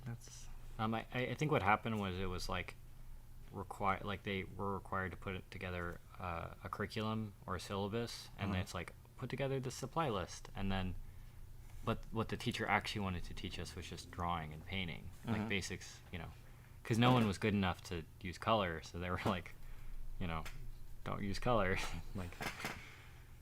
which is probably the right thing, but everyone ended up spending more money on art supplies than they probably needed. Yeah. And it was also Winton and water-soluble oil paint stuff.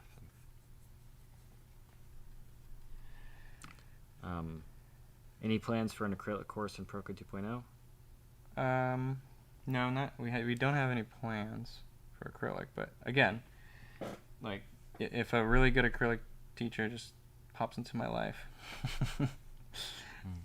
sure, why not? There's a lot of demand for all mediums. What about egg tempera? Egg tempera? Maybe. I don't know. Maybe. I'm trying to think of the most absurd medium and ask you about it, but I can't think of one more absurd than egg tempera. If James Gurney wants to teach egg tempera, I'd be like, sure, James, let's do it. How about crop circles? Crop circles. Is there a plan for crop circle? There is no plan for crop circles. Oh, dang. There's a giant industry for crop circles. You mean a giant, because of the amount of land it takes? Is giant, I guess no. I guess both. Yeah, it's better. How many times do you have to draw a particular subject before you feel like you have a good grasp on it? How many times? A million. Well, no. It's which subject are you talking about? You talking about an apple, or are you talking about the human body? Those are both subjects, right? And it's the human body I've been studying for 20 years, and I still don't have a complete grasp on it. So I don't know. It's hard to say. It really depends on, one, what do you mean by a good grasp on it? Like to be able to draw it from imagination, from any angle, photorealistic, or just to like kind of sketch it, do a little outline of the thing. And also, what is the subject you're talking about?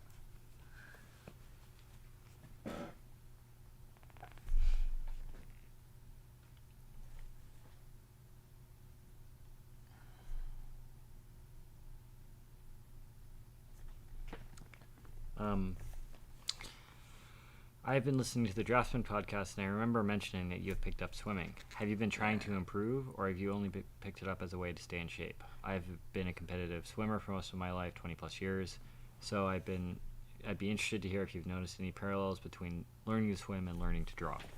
I have not done too much to try to improve. It's almost completely because I wanted to stay more fit, and swimming is just better for my joints. I have back problems, and so I don't know. Just lifting weights, it's like I just aggravate my back. But swimming has been really good. Running hurts my knees too much. So yeah, swimming's just been really good on the joints and the back. But I don't know. I've always been kind of good at swimming though. Like as a kid, we had a community pool in our neighborhood, and we had to pass like this swimming test, and you had to practice to get practice all this stuff for like a month before you can take the test, and so I learned how to swim as a kid, and so I'm pretty decent at it. But also like I took a class last year, like a 3-day thing, private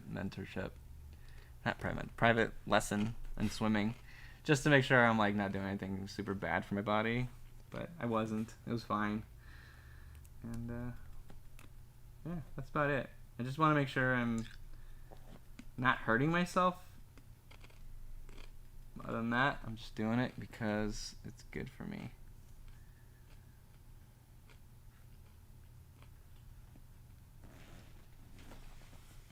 Have you thought of doing a lesson or video on ways to make your art more archival? I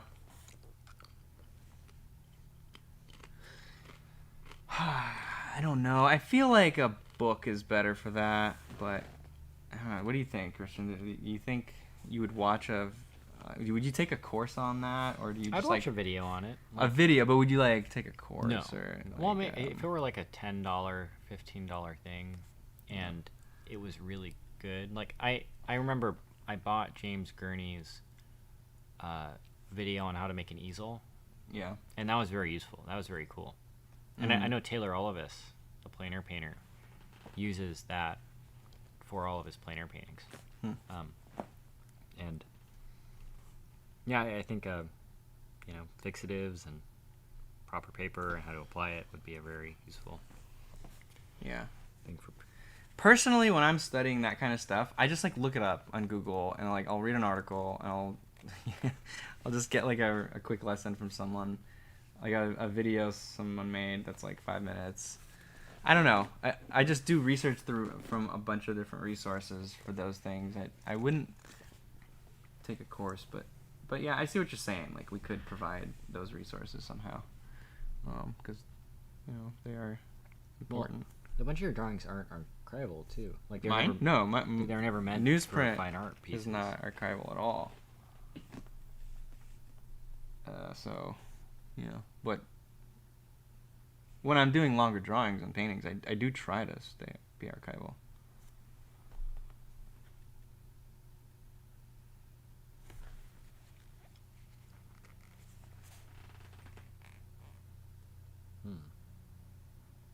What?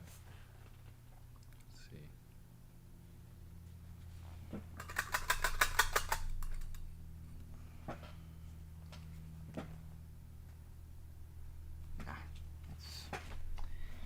More white.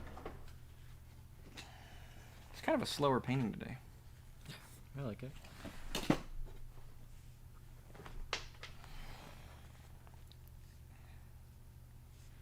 It's getting really hot in here. Oh. I blasted the AC. Thank you. Yeah, it's because you're here with me. That's what I meant. The joke is because I'm so hot. Yeah, he's really good Really, looking. yeah, really. How many girls emailed you from that last stream? Oh, that jeez. Zero girls emailed. 0 girls? Yeah. Wait, really? Yeah, absolutely zero. Come on, girls. What's going on here? Yeah, jeez. Come on. Christian at Proko.com with a K.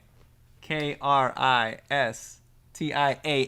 I'm not at serious. Proko.com. Yeah, He if is you don't serious. want to email, don't He do is serious. it. And remember, Sinix will give you private mentorship Yeah. for as long as you are dating him. Every day. Like, if you want, 10 hours a day. Yeah. Well, You're essentially dating Sinix. no, like, you'll probably just, you'll get mentored weekly, month. I don't know, whatever. Yeah. Sinix will tell you. Yeah.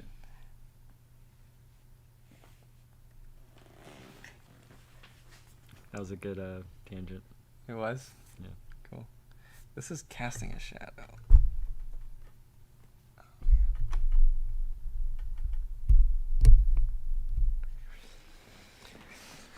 Okay. I do want to focus a little bit on the composition right now. I feel like... Okay.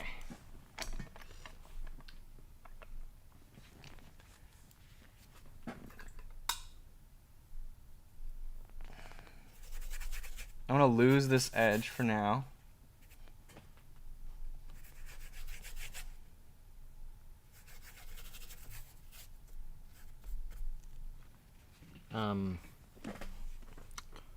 I am a sick beginner with 1 hour of day to practice. I'm 62 with a terminal illness. Learning to draw is so complicated. I love acrylic and watercolor. How can I learn to draw fast? You do a lot of quick sketch. Just get a sketchbook, start sketching, put a time limit on it. But find some artists that you like that do quick drawings, and study them and copy their work. For me, it was Jeff Watts, and he was my teacher, and I really enjoyed his quick sketches, and I took his sketches all the time and just tried to copy them, and then you'll pick it up. You'll get good at it. Hopefully, that's the goal.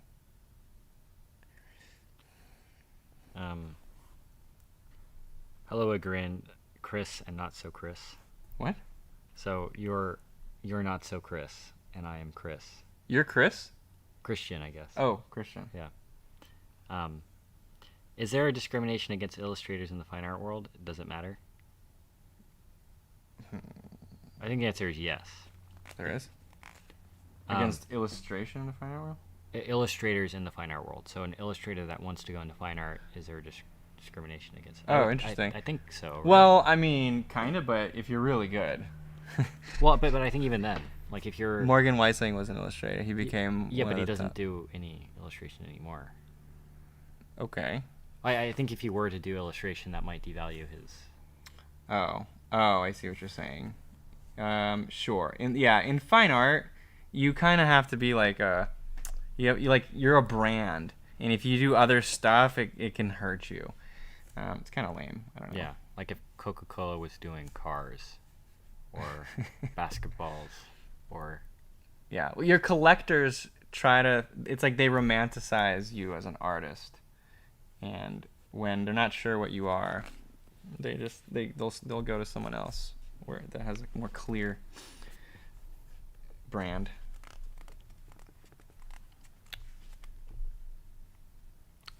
Have you ever had issues with repetitive strain injury or anything similar from drawing?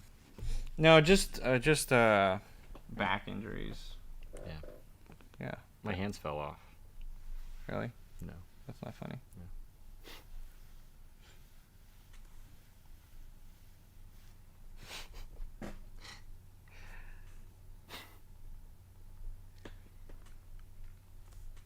Thanks, Christian. I'm sorry, Stan.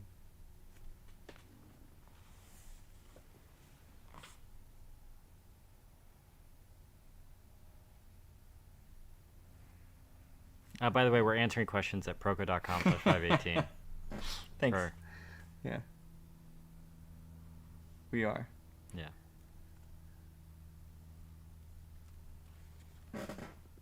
And I'm painting two photos of Skelly. Well, photo of Skelly on the left, and then just a skeleton with the colors that I want on the right.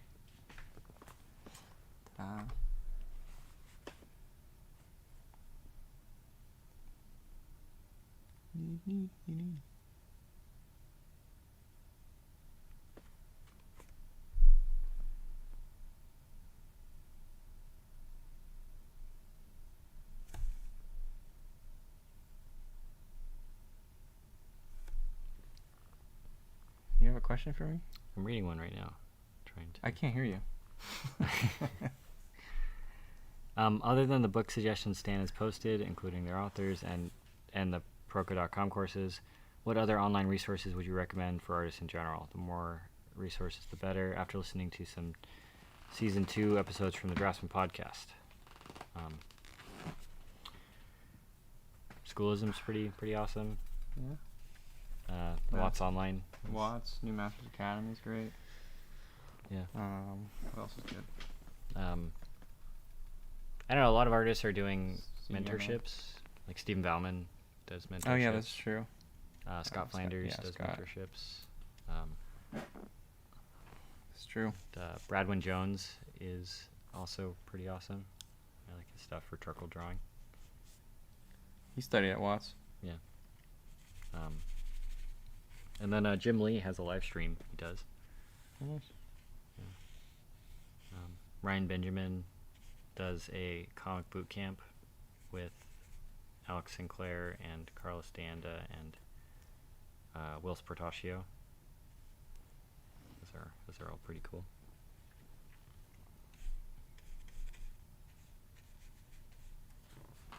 Would you use a sable brush at any point in this painting? I did. I kind of started with a sable, but this canvas is so textured. I was struggling. So I switched to the bristles, and it's been a lot easier for me. To just, the tooth of the canvas was too much for sable. For me personally, I'm just so used to a slightly smoother canvas, and I usually paint with bristles, and so it's just, I don't know. I wasn't used to that feeling.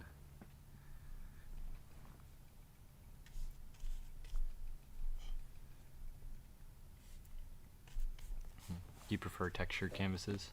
I'm trying to get to textured canvases. Like I want to like textured canvases because I like Nikolai Feshin so much. And I like want to be painters. able to do that. It's really hard. It's so difficult. It's so hard because you have to see through all the texture and yet keep all that. You got to still keep structure and a good drawing within clearly visible there, and you still have to be able to control edges through that texture. It's really difficult. Try it. Whoops. Oh yeah, there. You'll know what I mean. Yeah, somebody described it to me as painting in low resolution on Photoshop. Yeah, that's a good way to put it. Oh, jeez.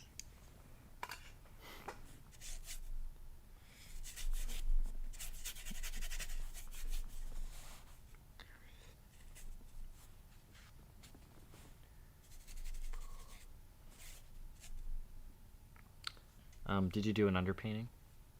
I started with Vine charcoal. You just rewind a little bit to the beginning, and you'll see I started with Vine charcoal, and then I used some spray fixative to fix it so I don't smudge it around.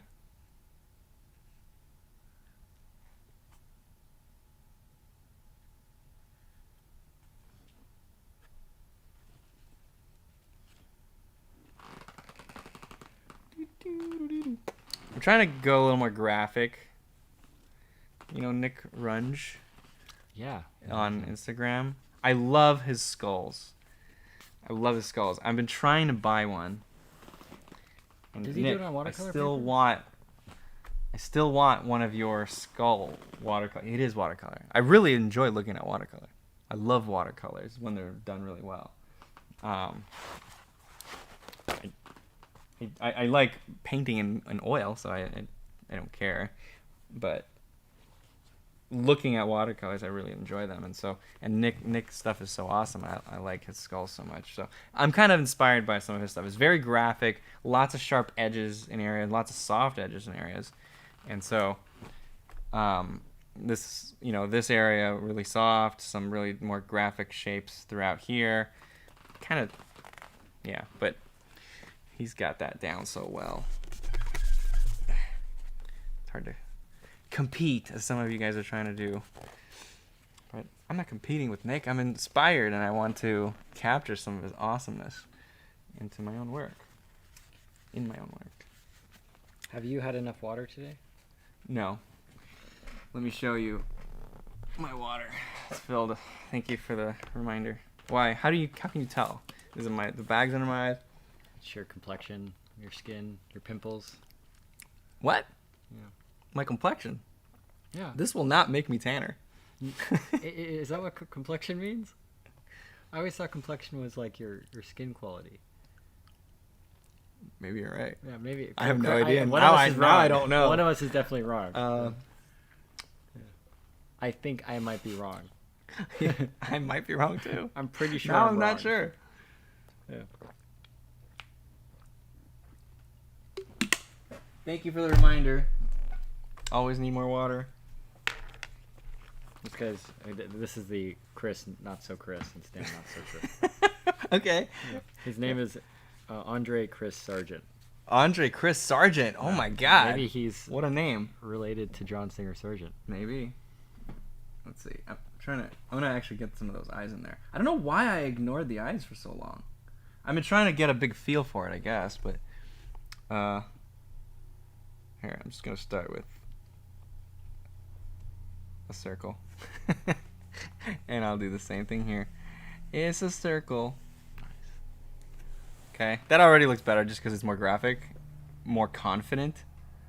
I committed to a shape, and it looks way better than the uncommitted shape I had there before. Even though it's flat and doesn't mean anything, but I will go in there and I'll get that. I should probably do some of that in these other areas that look like they're kind of unsure, wishy-washy. I don't know what's going on there. Just make a decision, make it graphic, and then change it if it doesn't look good. So that's what I'm gonna go through and do here. Whoop. Wait, so what was his question? Chris, not Chris? He just asked if you're drinking enough water. Oh, that was him. Oh, okay. Thank you, Chris, not Chris. I'm not drinking enough water. How much water do you drink per day? That's me asking. I try to drink two of these things, and it's, oh man, it's so old. I don't know how many.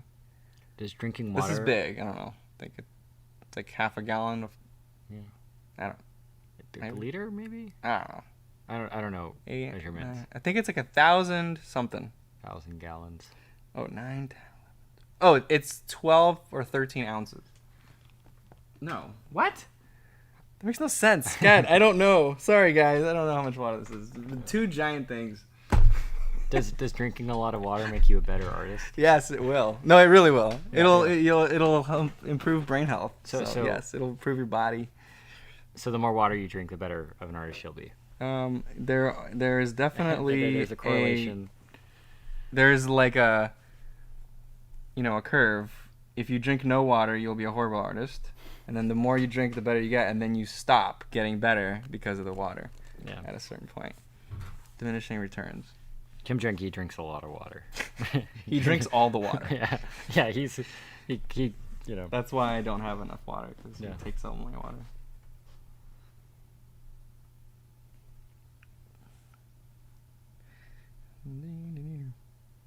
Let's get some more graphic in these outlines. Apparently, we're both right about complexion. We're both right? It's Yeah. quality and color? Yeah, but who's more right? What does that even mean, more right? If it's both, then it's both. Right? I guess so. It's like if you say, what's the definition of color? And then one person says, oh, it's the hue. And another person says, no, it's the saturation. Like, well, you're both right. It's Well, both I of those want things. to be more right, so. Okay. Yeah. Well, I don't care. I just want the truth. I don't care if I got the truth. If I'm the one that discovered it first. But I'm insecure, so Oh, okay. I need to be right. You need to be right. Okay. Yeah. I'm so excited to see you streaming oil painting finally. You're an amazing I know. painter. I'm really excited to be streaming oil painting. Yeah. Any chance of a fine art biz course? Fine art business course. Ooh, maybe. Stephen Bauman would be cool to ask. A business course, Stephen Bauman? Yeah. Interesting. I'll tell him you said that. Yeah. He'll appreciate that. I think he's a good artist. So, okay, I'm doing the background right now. I'm trying to get some more graphic shapes. Notice I put a really sharp edge in there. And I want to figure out where I want to go with the colors as I transition to the other side. And I'm thinking... Oh, man. Oof. Maybe a little warmer. Like, just more like yellowy. But still very gray. Oh yeah, definitely gray, so that the warms pop out more. So, like this dark gray right here. Can you guys still see that? Yeah, it's still in the frame. Oh, can you put us in the top right? Oh, there. Sorry guys. There we are. Hi. Hello. That's kind of grayish. I've seen you use a stump in your pencil drawing videos. Would you discourage students from using one? No, it's a tool. If you use it well to get good edges, then great. You're using a tool to do a thing that makes a good drawing, whatever. But I do see some people just overusing stumps to just blend. They try to use a stump to like fix drawing mistakes, and it's not gonna work. You can't fix your drawing by blending it, you know. Use your eraser to fix drawing mistakes. Use your pencil.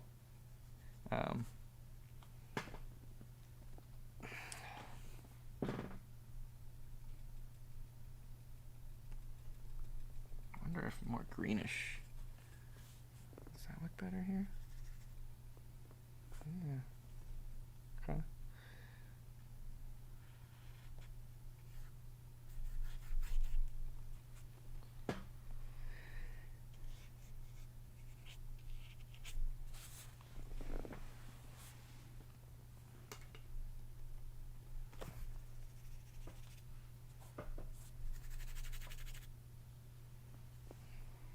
Should I go all the way? I think so. No, I don't want to. It's just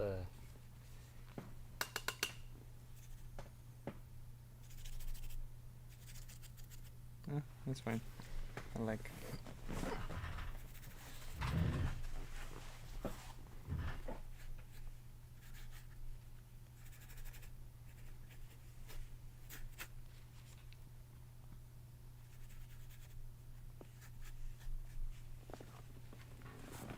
It's too much. Too much texture. Let's simplify.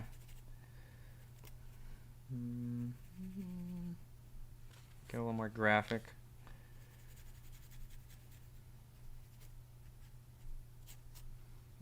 It's just getting a little distracting in there for...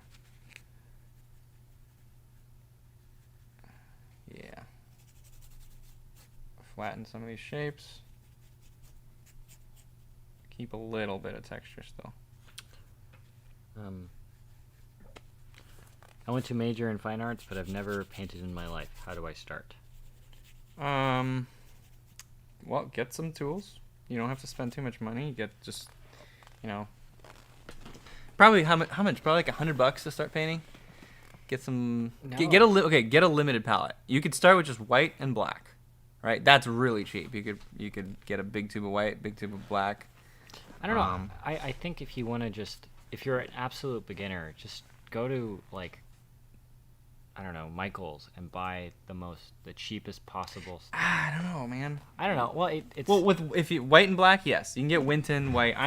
I am using Winton white because it works perfectly fine with titanium white, and you don't need it like.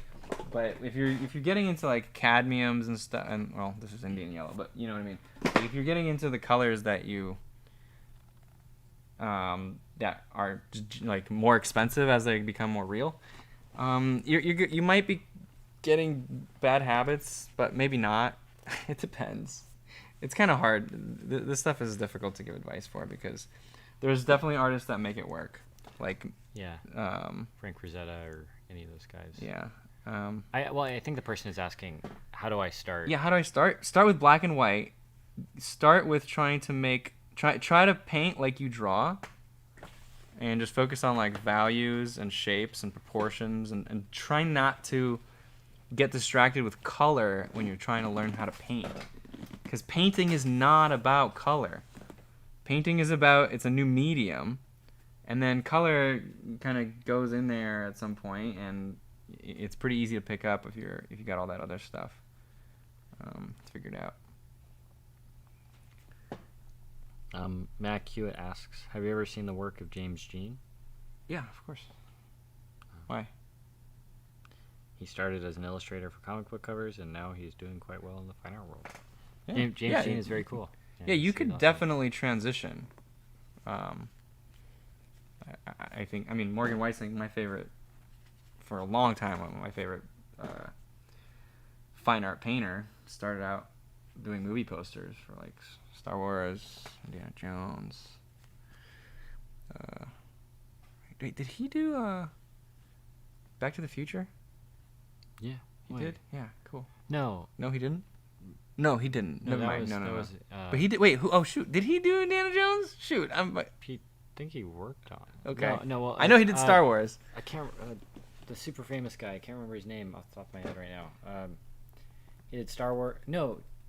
Wait, Morgan Weissing? Look it up. Yeah, Morgan Weissing did not do Star Wars. What do you mean he didn't do Star Wars? It was he showed me at his house.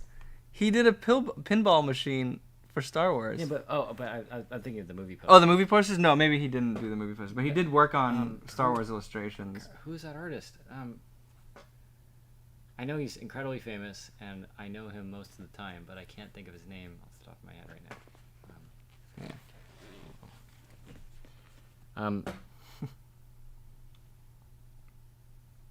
The person who asked about art school said, Drew Struzan. Mike just told. Yeah. Oh, you're thinking of Drew Struzan? I was thinking of Drew Struzan. Okay. I am so sorry. I am embarrassing myself by not knowing who Drew Struzan is off the top of my head. Yeah. I should have known who you're talking about too. Yeah.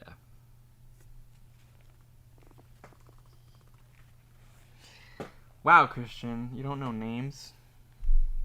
Too many names. How can you be a good artist if you don't know names? I don't know names. I can't even read, so. That is true. Yeah.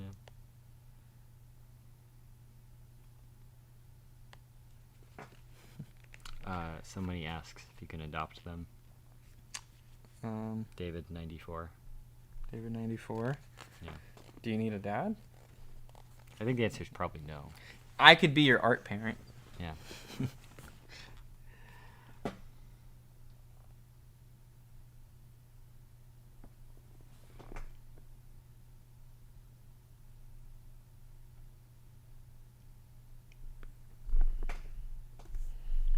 So I think I'm going through a lot of these areas and I'm cleaning up the shapes. Where was I? Here.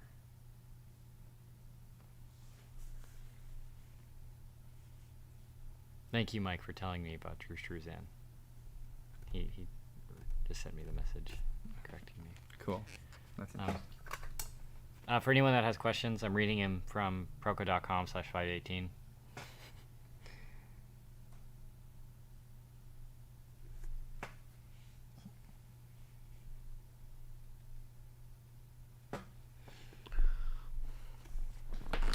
think I do want to put a little sliver of light right there.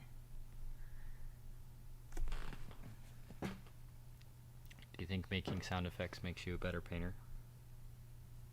Boop. No, that was bad. I don't think that worked. Oh, dang. No, that messed me up, man. Boop. No. No, actually, that's pretty decent.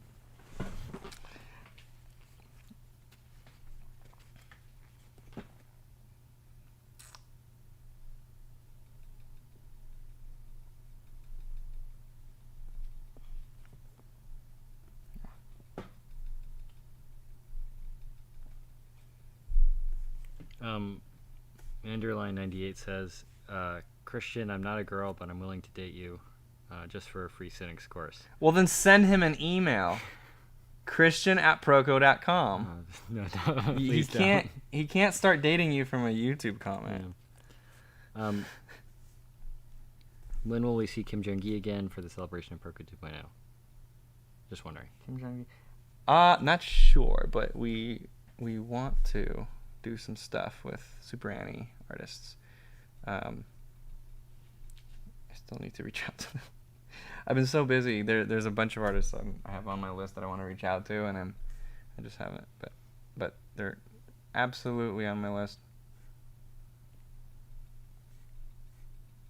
Peter Hahn, Karl Kopinski, Drew Struzan.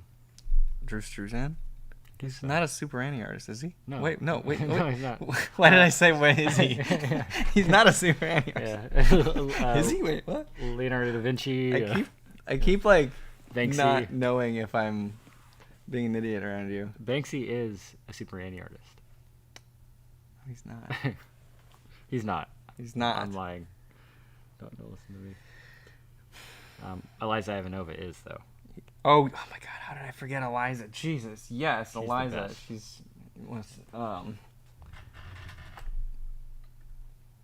that. Oh, so blurry. Goddamn. It down? It's Oh, no, on no, Velcro. It's pretty hard to do it. Well, anyway, that right there. Go ahead and just try it. Just take it down. Yeah, take that one. That's a commission. I commissioned her to do this. It's gonna be hard. Just do it. Just rip it off. It's just a frame. Oh, rip it off. I don't want to break stuff. You don't want to break stuff? That's good. Ah! No, that's just the Velcro on the wall. Oh man, that was scary. Yeah, no, see, it's fine. Oh, ooh, Yeah, hold on. I can hold it. Here, we're gonna just show it down here. Yeah, I will hold it. Okay, so this is a commission. I got Eliza. Anyway, I love her stuff. I see her. I met her at Comic-Con. I loved her sketches, and she had a really popular poster she was selling, a print of Noodle Girl. You can look it up. And I was like, this is so awesome. Can you do one for xiaolong baos? Because I really like xiaolong baos. That's like Chinese dumplings. And she did, and it's like a similar kind of thing. Just a girl eating xiaolong baos. So I really like this. There's also this Karl Kopinski thing if you want. Karl Kopinski? Yeah. Karl did this at Comic-Con as well. I commissioned him to draw on this book. It's Karl's book, The Big Kopinski, and he was selling, I guess it's one of 100. That's what it says on there. And it's just a blank cover, and he did this Conan thing. Super awesome. Yeah. Oh, and then also, we're just talking about all these Super Annie artists. This right here is a Kim Jong-gi sketch of me. I don't know why I have my hand in my mouth, but that's what he thinks of me.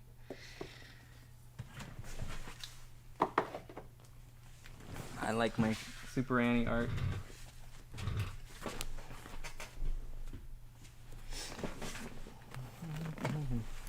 What was I doing? I was... Huh? I was gonna say thinking about Funky Town, but No, do not. I hate you, Christian.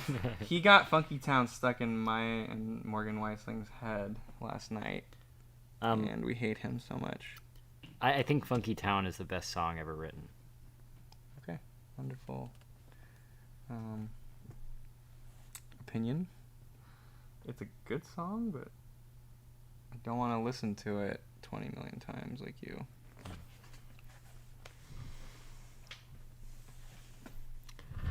Any good books on painting the human figure?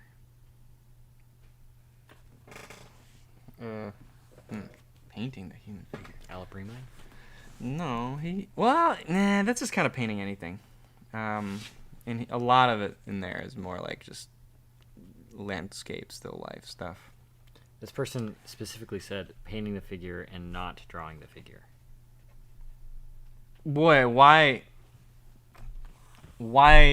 that distinction? Painting should be a lot like drawing. You're I don't know. You got to draw to learn how to paint. Do I have paint on my face? I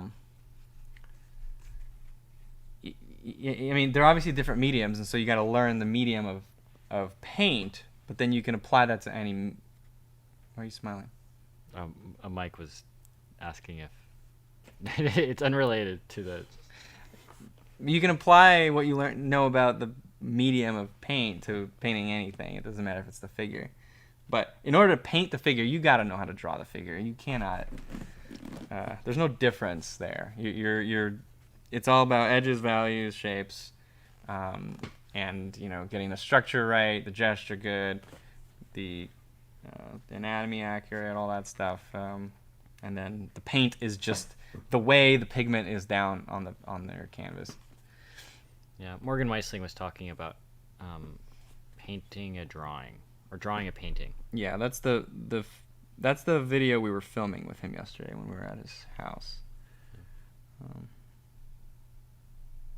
And how essentially, when you're drawing, you're essentially thinking as a painter. And yeah, how it's essentially most painting mistakes are actually drawing mistakes. Yeah.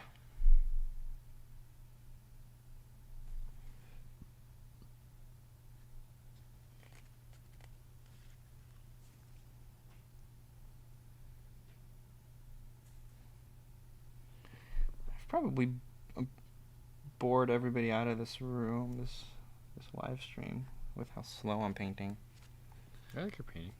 I know, but it's just so slow. I'm like focused on designing things.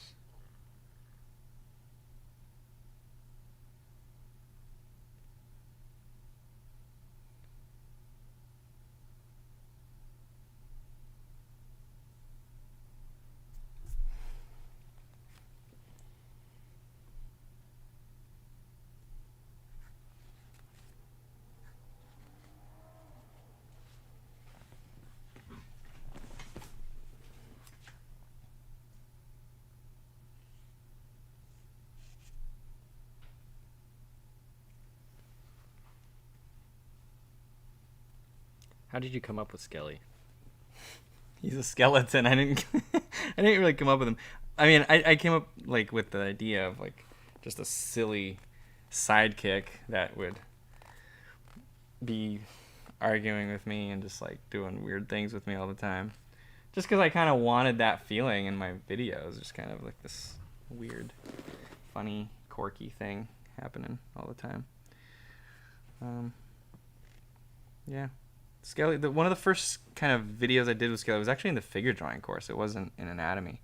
It was when I think it was the lesson on balance, and I just wanted like a skit at the end of the video that's somehow related to balance. And we were playing what's that? God, the things where you pull out the blocks and then the tower falls. Jenga? Zanga. Jenga. Jenga. Zanga. Zanga is the company. They made Farmville. Yeah. But yeah, Jenga. We were playing Jenga, and it's related to balance somehow. It's really stupid. I don't know why that was even in my video. I like to have fun when I'm making things, and that was mostly for me.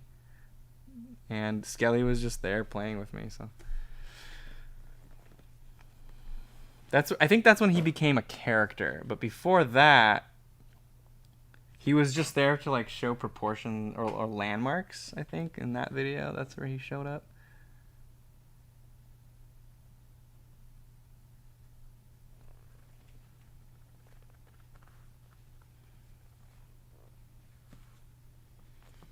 When you were studying at Watts, how much time did you devote to learning each day, and how does that compare to now?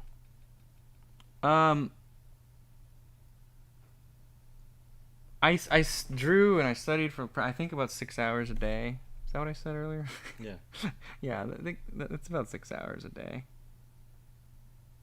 I took classes. I took like what is it, 4 classes per semester.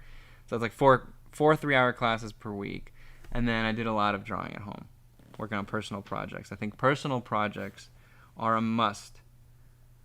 You have to have something that you are into and you are excited about doing and studying and applying all these rules and concepts you're learning to personal projects.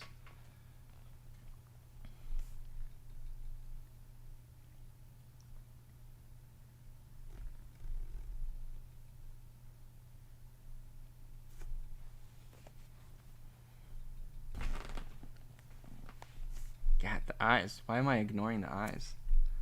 Christian, tell me. Why? I don't know. That's a good question. They're scary. They're not scary. I actually kind of want to do them, but all right, I'm gonna do them now. Did you just crack your back? No, that was my neck. Neck, cool. Guess technically my back. No. Your neck is My neck, my not your back. My neck, my back. No, technically it is not. Well, I mean, it's part of it, right? It transitions it from one to the other. It's not like your forearm is your hand. But it's part of your hand. It's part of your arm. They transition from one to the other. No, your forearm is part of your feet. They share a spine, but there is a cervical portion of the spine, which is your neck. There's a thoracic portion, which is part of your thorax. Do you teach right? anatomy or something? I do. Wow. Oh, they can't see us again. Sorry, guys.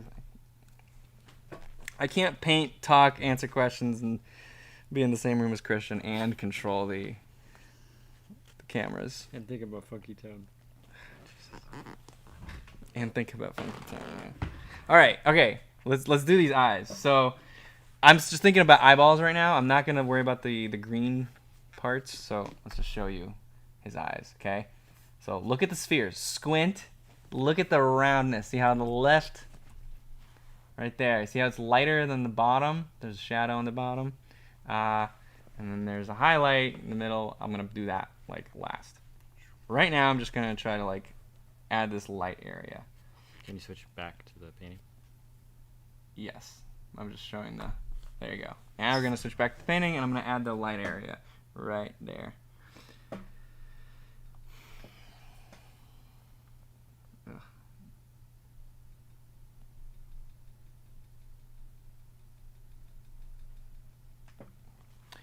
Do-do-do-do. Meow. Half down. Will you ever release a book? Yes. Do you want to get it? Or What? do you want me to get it? Get what? Your book. Oh, no, we're not going to do that right now. I'm focused on the eyes. Okay. There is a book in progress. Like a sketchbook of my work. Yeah.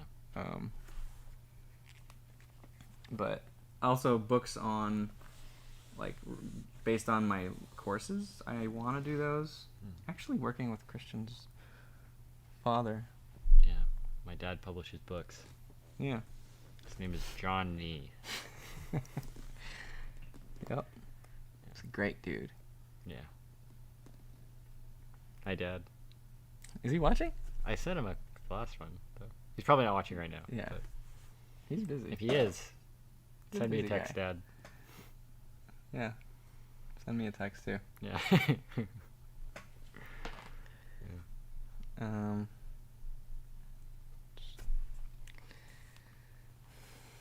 I'm curious, what kind of personal projects did you do back then? I did a lot of like animation, a lot of personal paintings, just like painting my. Oh God, I keep not switching. Like I went to Russia for a month with my family and with Jeff Watts. I took a bunch of photos of my relatives that live on farms, and I did a whole bunch of paintings on that. I did a series, like an illustration series on like life, like a balance of life and death. I did like a corpse of a turkey chicken thing. I have no idea what it is, but there's like eggs exploding out of it. Obviously not academic stuff, right? These are just weird things in my brain that I'm trying to do, but I'm applying all of this fundamental stuff that I was learning in class to try to make those look good. Yeah, stuff like that. You're also starting businesses too. Yeah, I was. Yeah, but that's not related. That's not kind of. Right. That is totally separate Yeah. part of my life. That eventually merged, but okay. I need to kind of get a greenish color. So blue, yellow, make green.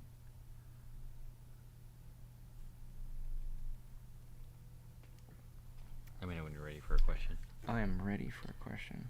Stan, I am trying to learn both philosophy and art. Is there any way to balance them? Yeah, when you want to do one, you do one, and then when you want to do the other, do the other. Balance your time as you are, as you're interested in them. That's how I've always done it. I just let my interests dictate what I'm spending my time on.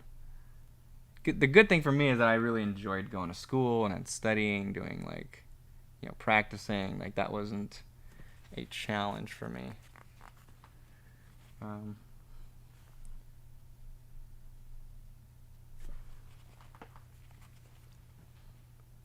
But I personally believe you just kind of follow your interest, because if you're doing things that you're excited about, you're just gonna perform better than if you're trying to force yourself to do it all the time. Sometimes you end up wasting time doing it that way, where you're just like following interests, because you end up following some interests that you follow for a little bit, but you never know how they end up coming back.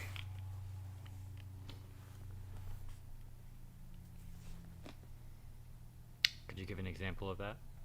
Yeah, like I did a lot of like website graphic design when I was, I don't know, late teens, and then I did a lot of programming, and it ended up helping me in starting Proko, because I had to make a website and I had to learn JavaScript and CSS and HTML and like be able to put it all together and customize stuff, and because I had experience coding, I was able to do that pretty quickly.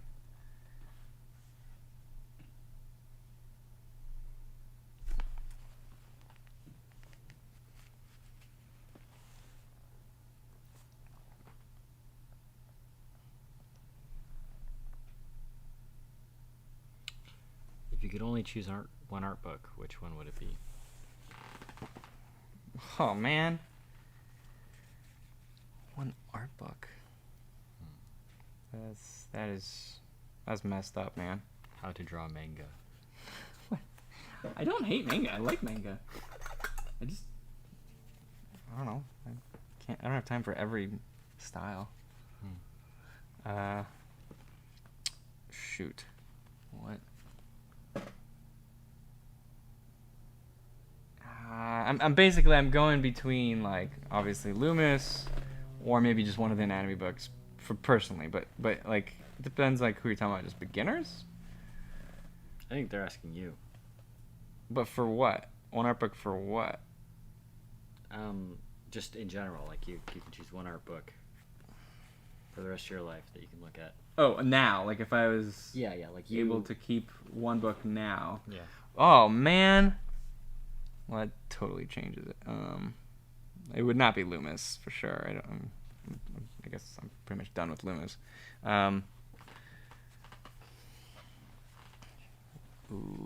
Fashion? Probably, yeah. I'd probably just get a fashion art book. I could just stare at that for years. Yeah, let's just do fashion. It's a good choice. Not Morgan Weissling? No, Yeah, I guess you could see his I've paintings. already, yeah, I've absorbed his stuff so much. I love it. But yeah. Do you think he's listening right now? I was surprised yesterday when he knew so many things about Proko. There's a chance he's listening right now. There is a chance, for sure. I mean, he joined in some of the streams earlier last week, and I was so surprised. Morgan, if you're listening, can you text me? And me too. Text me too. Please, Morgan, be my friend. And play Funky Town on your.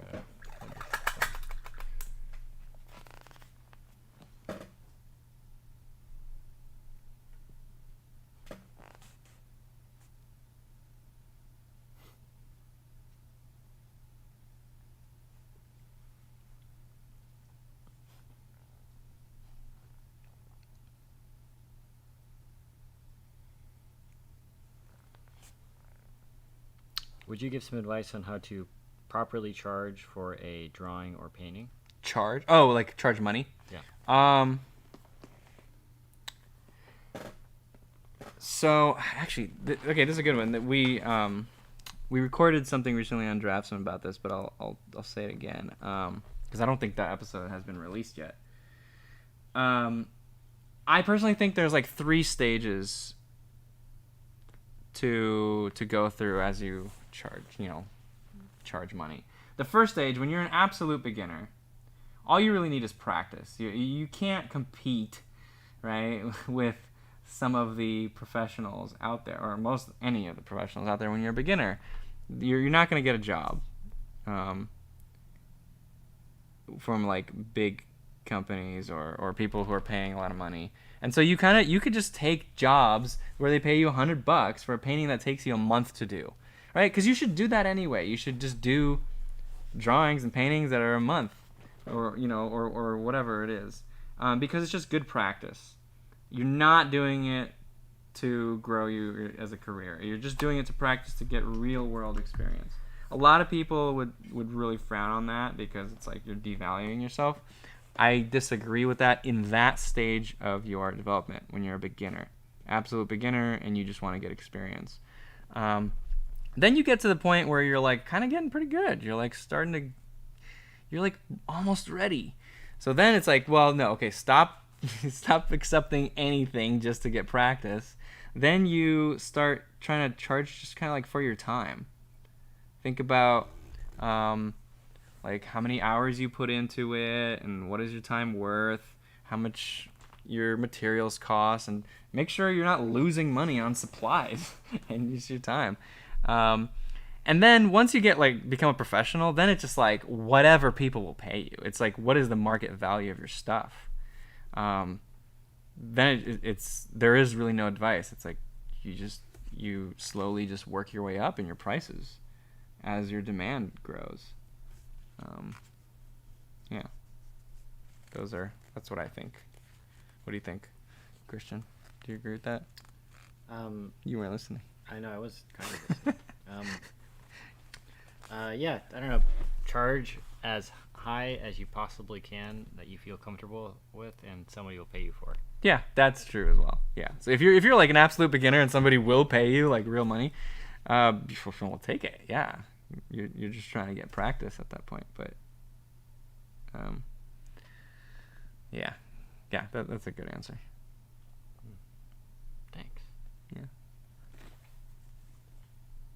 I'm obviously the source. Expert? Yeah, the expert on it. Yeah. What's the most you've been paid to do a professional job in creating art? Not like working for Proko, but $0. $0? You've never had like a commission or anything? I've never wanted to. Oh, you never wanted to? People have tried to. Oh, you've declined? I've declined. Oh, snap. Yeah. Wow. Why? I don't want to make art for a living. Oh, okay. Yeah, me either. Yeah. You're probably asking the wrong two guys here. Yeah. Yeah. I like doing art, and I don't want to do the art that someone else tells me to do. I want to just do my own art. Yeah. Anyway, yeah.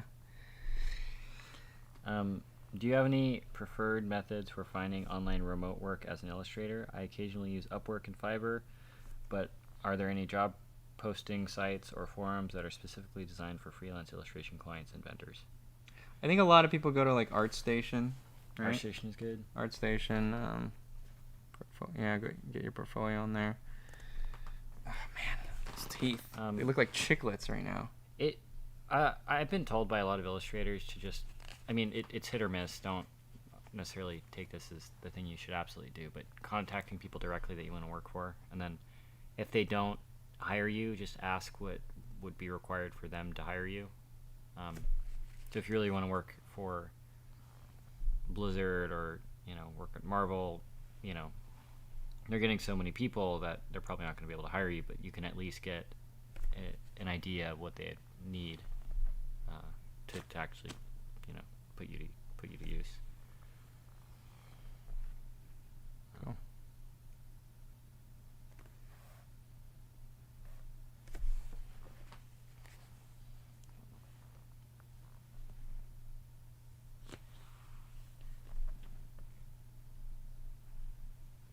Trying to put the shapes of like all these cracks in here without getting monotonous. And it is, so I want to look for lost edges and stuff like that. I'm just gonna lose that in there. And then there's a pretty big highlight right there. Boop. Make sure I get that in there. Beep. Are you artistic or creative in other areas? Music, poetic.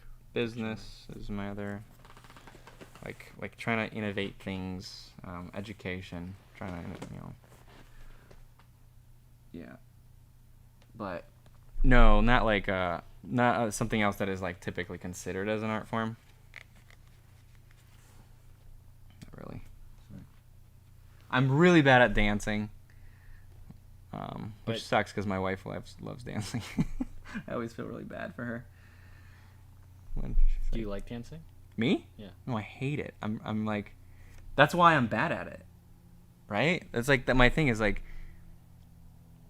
I really like to like do things I enjoy, and so I don't dance because I just don't enjoy it, and so I've never practiced it. I'm horrible at it. Are you good at it? No. No. Absolutely not. But I like it. Oh. I like being bad at dancing. Oh. Yeah, you're one of those guys that's just like enjoys being bad at something, or yeah, just like painting, or yeah. Well, just like does something for the opposite reason, just because it's the opposite reason. Because I'm a hipster. Yeah, yeah. You're like all emo and stuff. Yeah. Yeah, I only do things if they're unpopular or ironically. Yeah, it's like the reason you like Funky Town. No, I think Funky Town is because it annoys people when you play it for them. Like after like he played Funky Town at the office for like an hour straight. He had control of the Bluetooth, and everybody hated him ever since. He's the most unpopular guy at the office. It's true. I'm the most everyone dislikes me. That's what I'm known for. People just dislike me. Yeah, it's true. And for some reason, just tell Stan how much. Yeah, send an email just saying how much you dislike me. We are kidding, of course. John, if you're listening, and I'm talking about John Nee, Christian's dad, we don't actually hate him. Yeah. Just mild dislike. Mild dislike. Yeah. Mike asks, "Is you're dancing like Elaine on Seinfeld?" Shoot, what is her dancing like? I assume it's bad. Yeah, but maybe it's like specific. I don't know Elaine's. I feel like I've seen it before, but I can't remember it. Oh, yeah. I watched Seinfeld. a lot actually as a kid. I don't remember dancing. But if it's bad, it's probably similar. I'm surprised people are still here to ask questions. Thanks, guys, for sticking around. I'm glad you're enjoying this. Or I'm assuming they're enjoying it.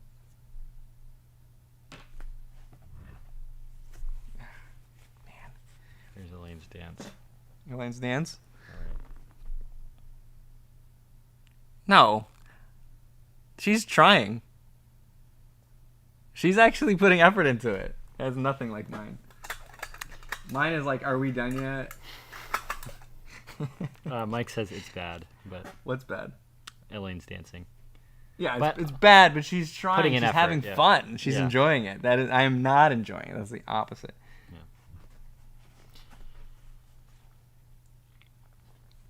For someone who's purely doing art as a hobby, do you recommend still going through the proper steps? Yes. Right, I yeah. do. I do art as a or drawing and painting as a hobby. I teach as a professional. I'm not a professional artist. I was in a gallery and all that, but like I stopped because I wanted to, just do stuff I like, and it ended up being that I just stopped painting because I got so into my career as an educator, which is fine. I'm happy I'm doing it. What was the question?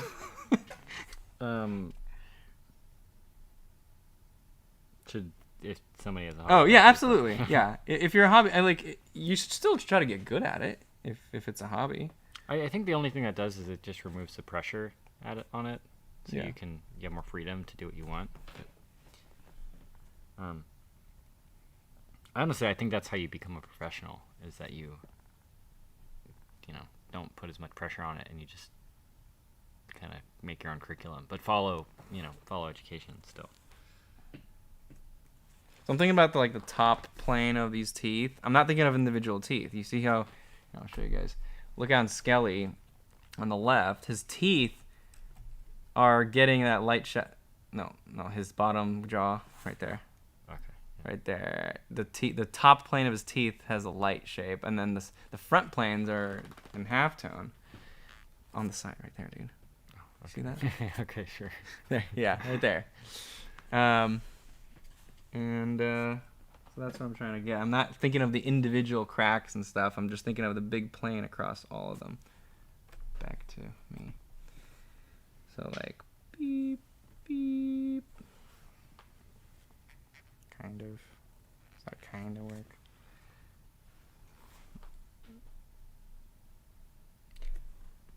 Andre Chris Sargent. Yeah. Hey, it's him again. Hey, it's him again. What's the story behind those two lions on the wall? The two lions? Yeah. Are there lions on the walls? Lions? I think it's... That's Max Turner. No. Those are Aaron... Oh! Lions. How did you... Oh, and maybe you saw it in another episode. Yeah. Although those are Aaron Blaze. I don't know. I don't think they can see it really. Oh Jesus. Okay. These lions are Aaron Blaze drawings. There's a ape.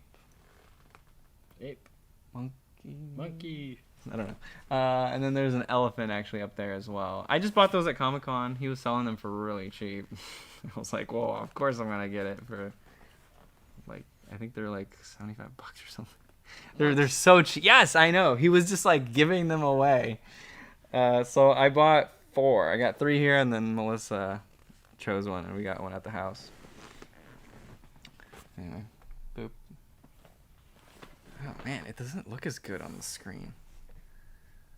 You guys, it's a lot better here. Trust me. It's way better than what you are seeing right now. It's a good excuse, Stan. Yeah. Trust me.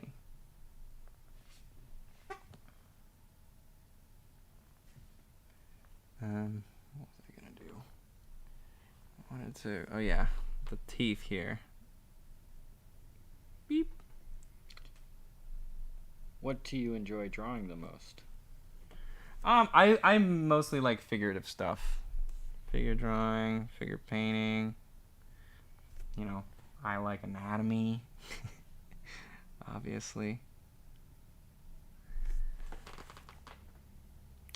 What about kangaroos?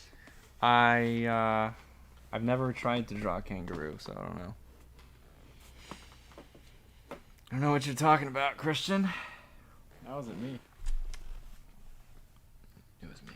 No, I actually never have tried to draw a kangaroo. Maybe one day I will try.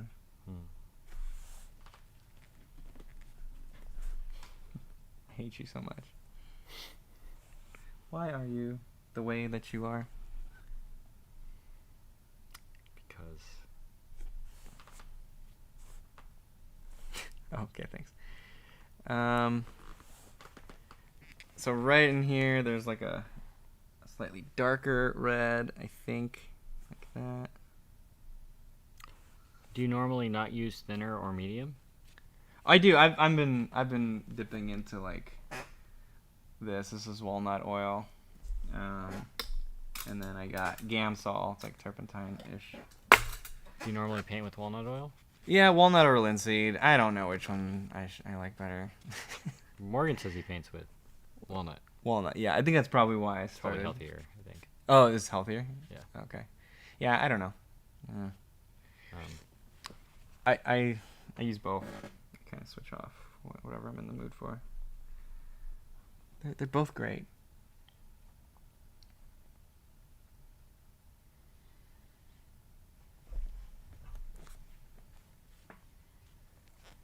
I like your painting. It's cool. It kind of reminds me of like a line decker. A line decker? No, like I can see like some of the texture. Wow. No, seriously, like Christian. some of the hatching, like right here, you know. Just like simplified shapes. Yeah. Oh, okay. I'm Cool, serious, thanks, man. Yeah, I like it. All right. Have you seen a line decker in painting? Or In painting. In real- In real life. Yeah, in real life. Have you seen a line decker in painting? Let me. Yeah, I have. I think it was at the. There's an illustration museum somewhere in LA. What is that called? No, there isn't. Yeah, there is. There is? Yeah, I've not been there. there is. I forgot what it's called, but I've only been there once. I was going to go up to Stockton in a couple of weeks with Rembert and a couple of his friends to go see the line decker exhibit up there. Oh, okay. They have like 50 line decker paintings.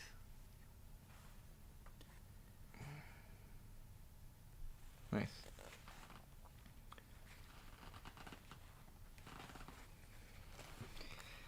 I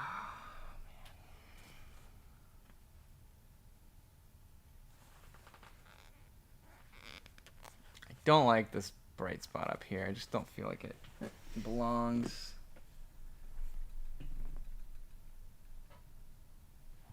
Go away, bright spot.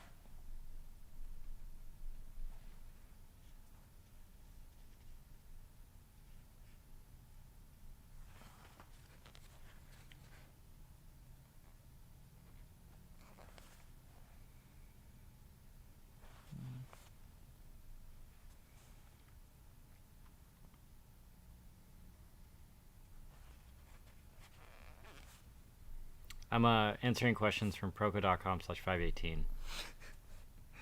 Thanks. Yeah. We don't have the thing, so. Oh, where's John? Is he? He didn't make one. No. Jeez, John.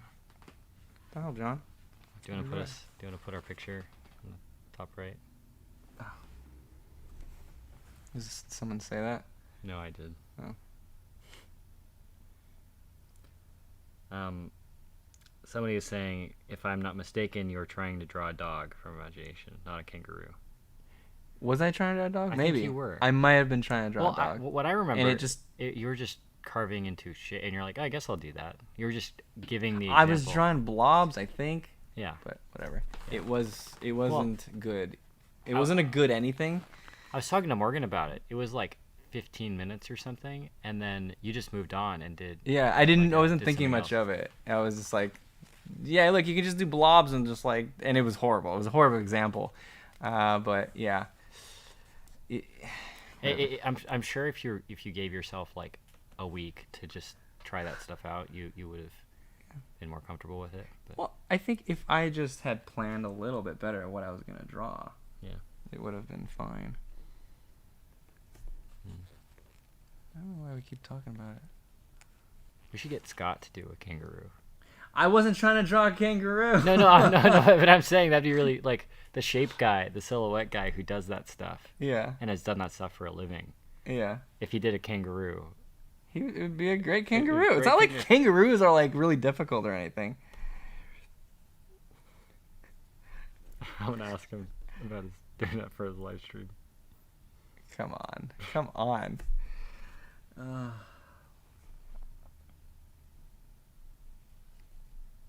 The cheekbones don't seem symmetrical. I think there's a big structural issue right now. And then also, I don't like this. It's pretty dark up here. I know the answer to this question, but I'm gonna ask anyway. Do you respect Bob Ross? Yeah, absolutely. There's a Bob Ross plushie back there. Yeah. There's Bob Ross right there. Yeah, look at him. This little guy. Yeah, That's look Bob at Ross. Yeah. Of course I respect Bob Ross. He doesn't respect Bob Ross.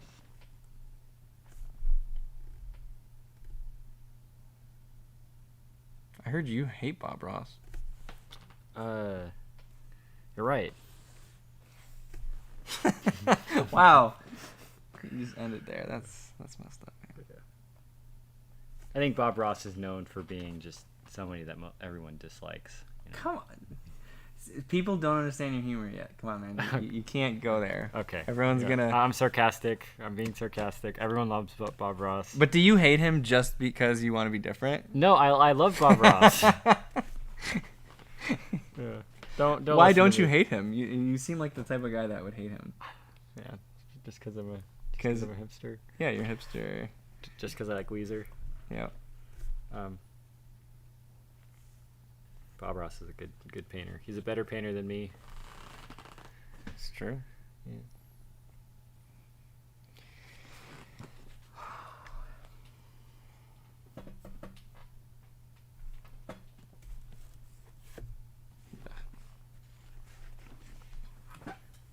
Well.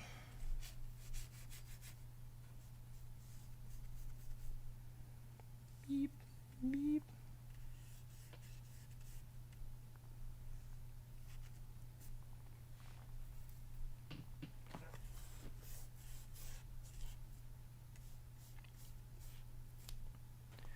I'm trying to figure out how to do this shape.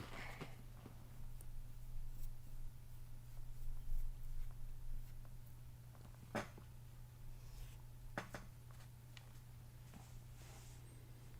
you ever tried ultra realism? No, I have not. Do you have any interest in it?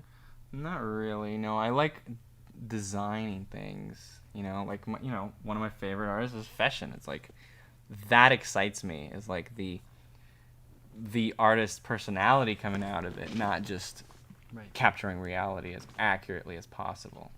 I think David Cassan's paintings do a good job of like he's obviously very realistic, but I think he does a good job depicting the Yeah, personality. I like David Cassan stuff. Yeah. Oh shoot, it's black.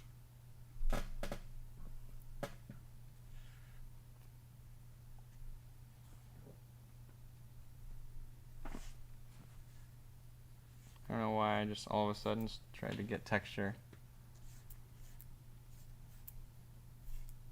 Well, we're going for texture.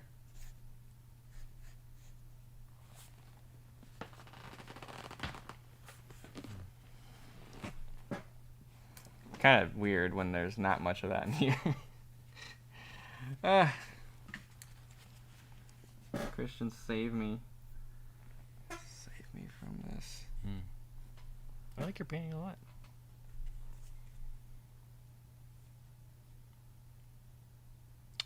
Why did you add the Texture? No, the top left background. This? Yeah. The white? Yeah. Oh, should I just go black on there? I know. I kind of. It's too light. I mean, to me, it feels. I mean, I'm Yeah, asking. it's probably too light. Okay. I was asking. Yeah, I don't know. I'm not sure. I wanted to lose an edge, but that's too much. It's weird. You're right. Let's do something weirder. I like that more. Yeah, I like that a lot. Okay.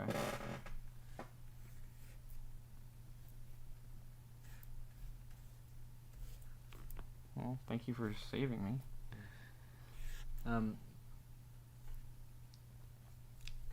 What do you think of super strict art teachers? It works. Sometimes, I guess. When it doesn't break the students. Like Morgan Weisling had a really strict teacher. I don't know if he was strict, he was just mean. Fred Fixler was pretty known for being kind of mean. He didn't really have a filter. He said whatever. Morgan Weisling was telling us that models would run out crying because he would just be talking about the imperfections of the model and all that. Students, too. Students would run crying. But, it works when I think it takes when it works. specific personality. Yeah. It's not for everybody. It's definitely not for everybody. I wouldn't want to study with a super strict art teacher. Personally, I like to enjoy the things I do. What, was Jeff strict? No, he wasn't. He was never mean or anything. If you didn't want to do it, if you didn't put effort into it, he would not force you to do it. It's well, you don't want to do it, that's fine. You're not gonna get better. So.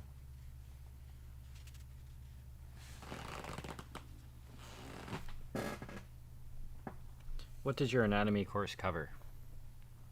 What? Anatomy. Yeah, it covers the entire, everything you need to know about human anatomy. It's got 360 lessons in it. It's a giant course. It's everything. God, I'm doing that thing. I don't have any paint here. I'm trying to paint. Paint without paint.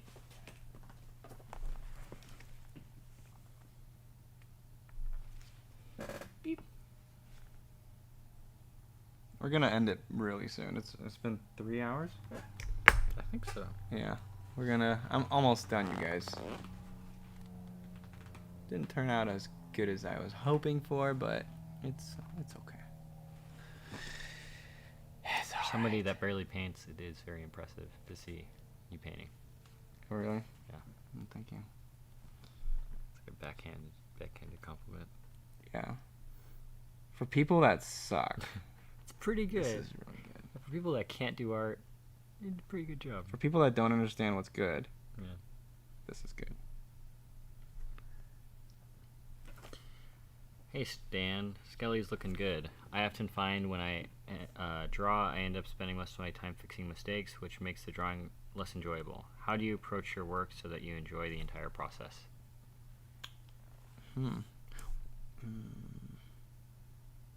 Interesting. I think the painting is more enjoyable when the beginning stages are correct. I think that it's really frustrating when I get the initial lay-in wrong and then I'm trying to put detail and color into it and then nothing's working. That's more frustrating. So to me, it's more enjoyable if I just get that drawing right in the beginning. Get good at drawing. Yeah. I hope that. What do you think? I think that's always the right answer. Is Drawing? it's not the answer people want to hear. Is to Yeah. just draw more, but it's I don't know. Musicians have to play their scales. But I always say, make sure you balance out your scales and all the practice you're doing with fun projects that you're doing just because you want to enjoy doing something. I don't know. You might not have the skills yet to do those projects, but you're just excited about it. What's up? What were you gonna say? I don't know. I think the goal is to enjoy it too. Like if you're not enjoying it, then maybe you're being too hard on yourself too.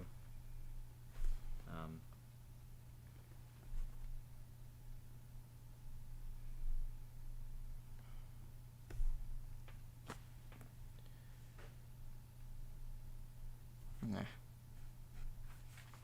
Andre Chris Sargent says, how do you begin to develop a likeness in a non-caricature? In a non-caricature? Yeah. Isn't every portrait drawing a little bit of a It is caricature? a little bit of a caricature. I wouldn't try to say non-caricature. That's an interesting way to ask the question. I would say study more caricature just because you said that. Yeah. Sorry, just being a rebel here. But yeah, likeness, it's about accuracy. It's about understanding what is unique about the person.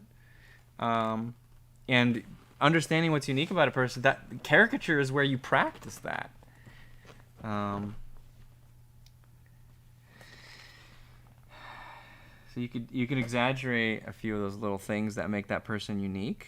But also the accuracy is definitely gonna make a portrait look more like the person. Are the T-shirts coming back? T-shirts? Yeah. Did they leave? Yeah, you can't find them on the store anymore. Oh yeah. Oh yeah. Oh, you can. Oh man, you guys can get them still on my Gumroad account. Sorry. Can you make Proko hats?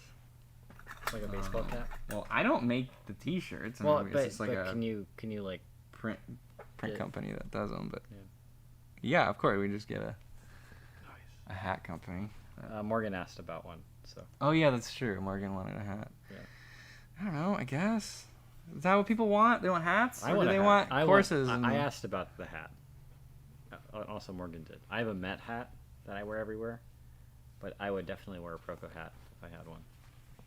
Okay. Cool. Yeah. Sure. Go ahead, Christian. It's your job now. Make hats. Cool. Excited? Yeah. You excited about making hats? I want a hat. Okay.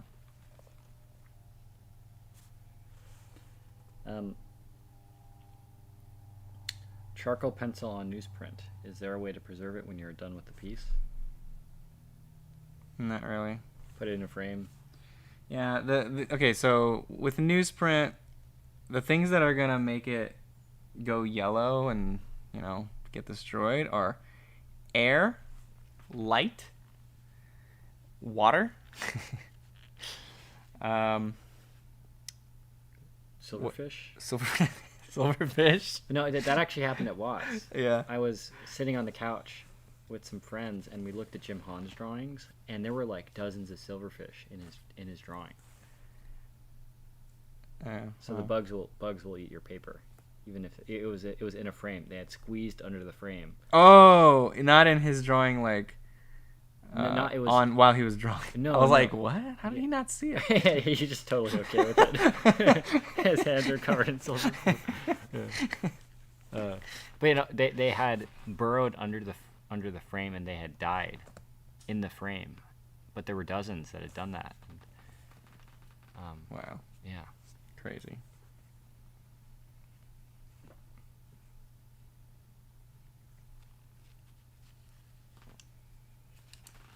Man, some things are just, it's like, I just like overcomplicate some things,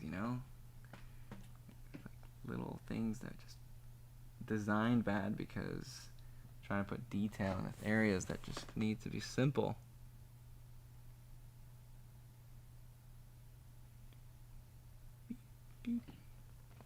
But anyway, I don't know if I have time to really fix everything that I don't like about this. It's hard to paint during a live stream. It is really hard. I don't know how some people do this. Is there anybody on Instagram that you think needs more followers? Me. Court Jones. Court Jones. Yeah. Scott Flanders. Yeah. Scott Flanders needs more followers for sure. Me. Why? Too. What do you do? I ride my bike. You ride your bike. Okay. I live in a van. He does. He lives in the studio too. I found your sleeping bag in here again. In here? No, in the other room. Yeah. What? Yeah, you say yeah, like yeah. But I take naps. I don't know. oh man. Okay. What happens when the team comes back into the studio and we're all working here? I'll just take naps in my house. You don't have a house. You live in a van. In oh, my your van. Yeah, Okay. Yeah. Okay. Cool. Good to know.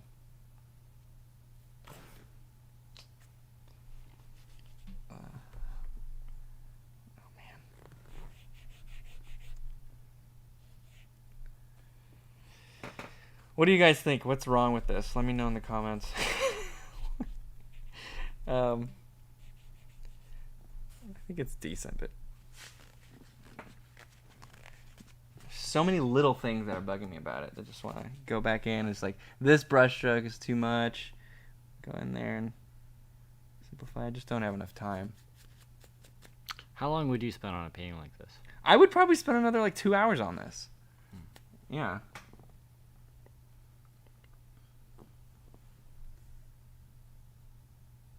Would you consider it a successful painting? It's a successful sketch, you know, just like a little study. Yeah. It's decent. Cool. Should I be done with it? Do you want to see if there's any other questions? Sure. Do a final pass Okay. in the questions. Any questions? It's funny, dude. It is funny. Who thinks David S. Pumpkins is funny? It's an SNL skit. That's Yeah. not funny. It is funny. But It's Papyrus hilarious. Papyrus is funny. Papyrus is also funny. I Um, didn't say Papyrus isn't funny. Stan, Chris, hello. I got a question. I took a 5-month break because of burnout and I feel really rusty. Any tips on how to get back on track? It's all about just getting back into the groove, mileage, making part of your habits now, part of your daily routine. Yeah, if you're really rusty, like, I mean, I felt it when like a few weeks ago, and still really now, trying to get back into painting and doing it while I'm live streaming. It's like, yeah, my hand just isn't as moving around as smooth as it was, and yeah, you just pick up that brush, pick up the pencil, and do it. And your body will remember. Or just, you know, the muscle memory will come back.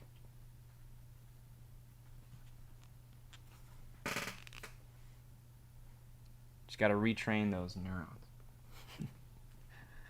Yeah. Yeah.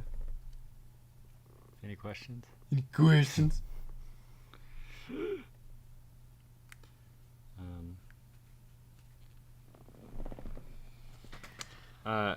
Andre Chris Surgeon says, Stan, Yeah, so many questions from Andre. how do I make my hair do that? Do what? You talking about the swoosh? It's just, my hair just falls like that. I don't know. Look at my hair. Whoa, it goes up. We're like Rhett and Link. Yeah. Well, mine doesn't really go down. Mine goes sideways. Well, I've had hair. It normally. Oh. So cool. Sticks up. How do you make it do that? Well, today I used this one. You can try it. Maybe it'll help.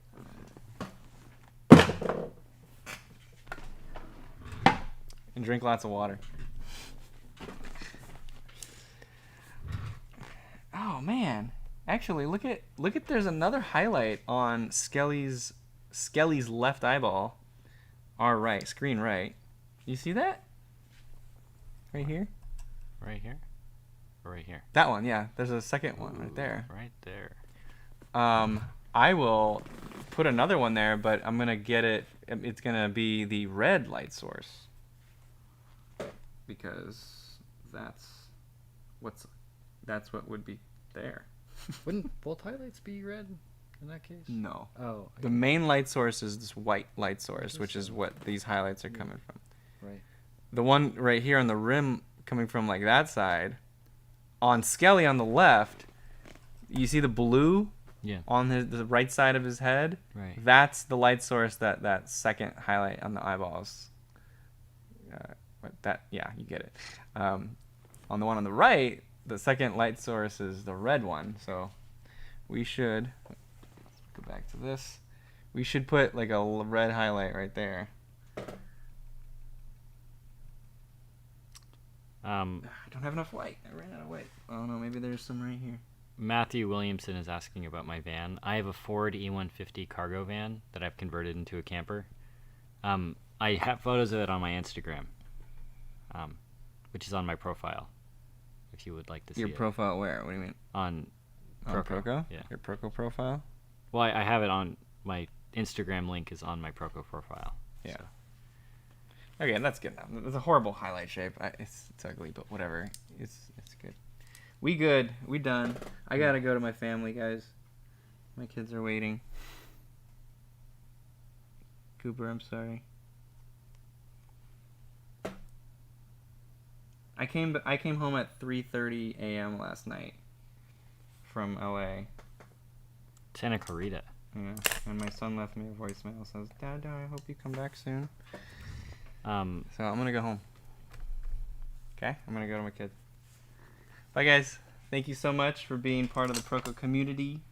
If you don't know, Proko 2.0 came out recently, and they all know. Okay, anyway, thanks, guys. Next week, we got a lot of events. You can find them at proko.com/party. Lots of really cool artists are going to be doing live streams and releasing new videos. Like Rashad. Rashad. Yeah. And others. Yeah, and others. Proko.com/party is where you get it. We're obviously tired. Cool. Let's end it. Okay. Bye, guys. And...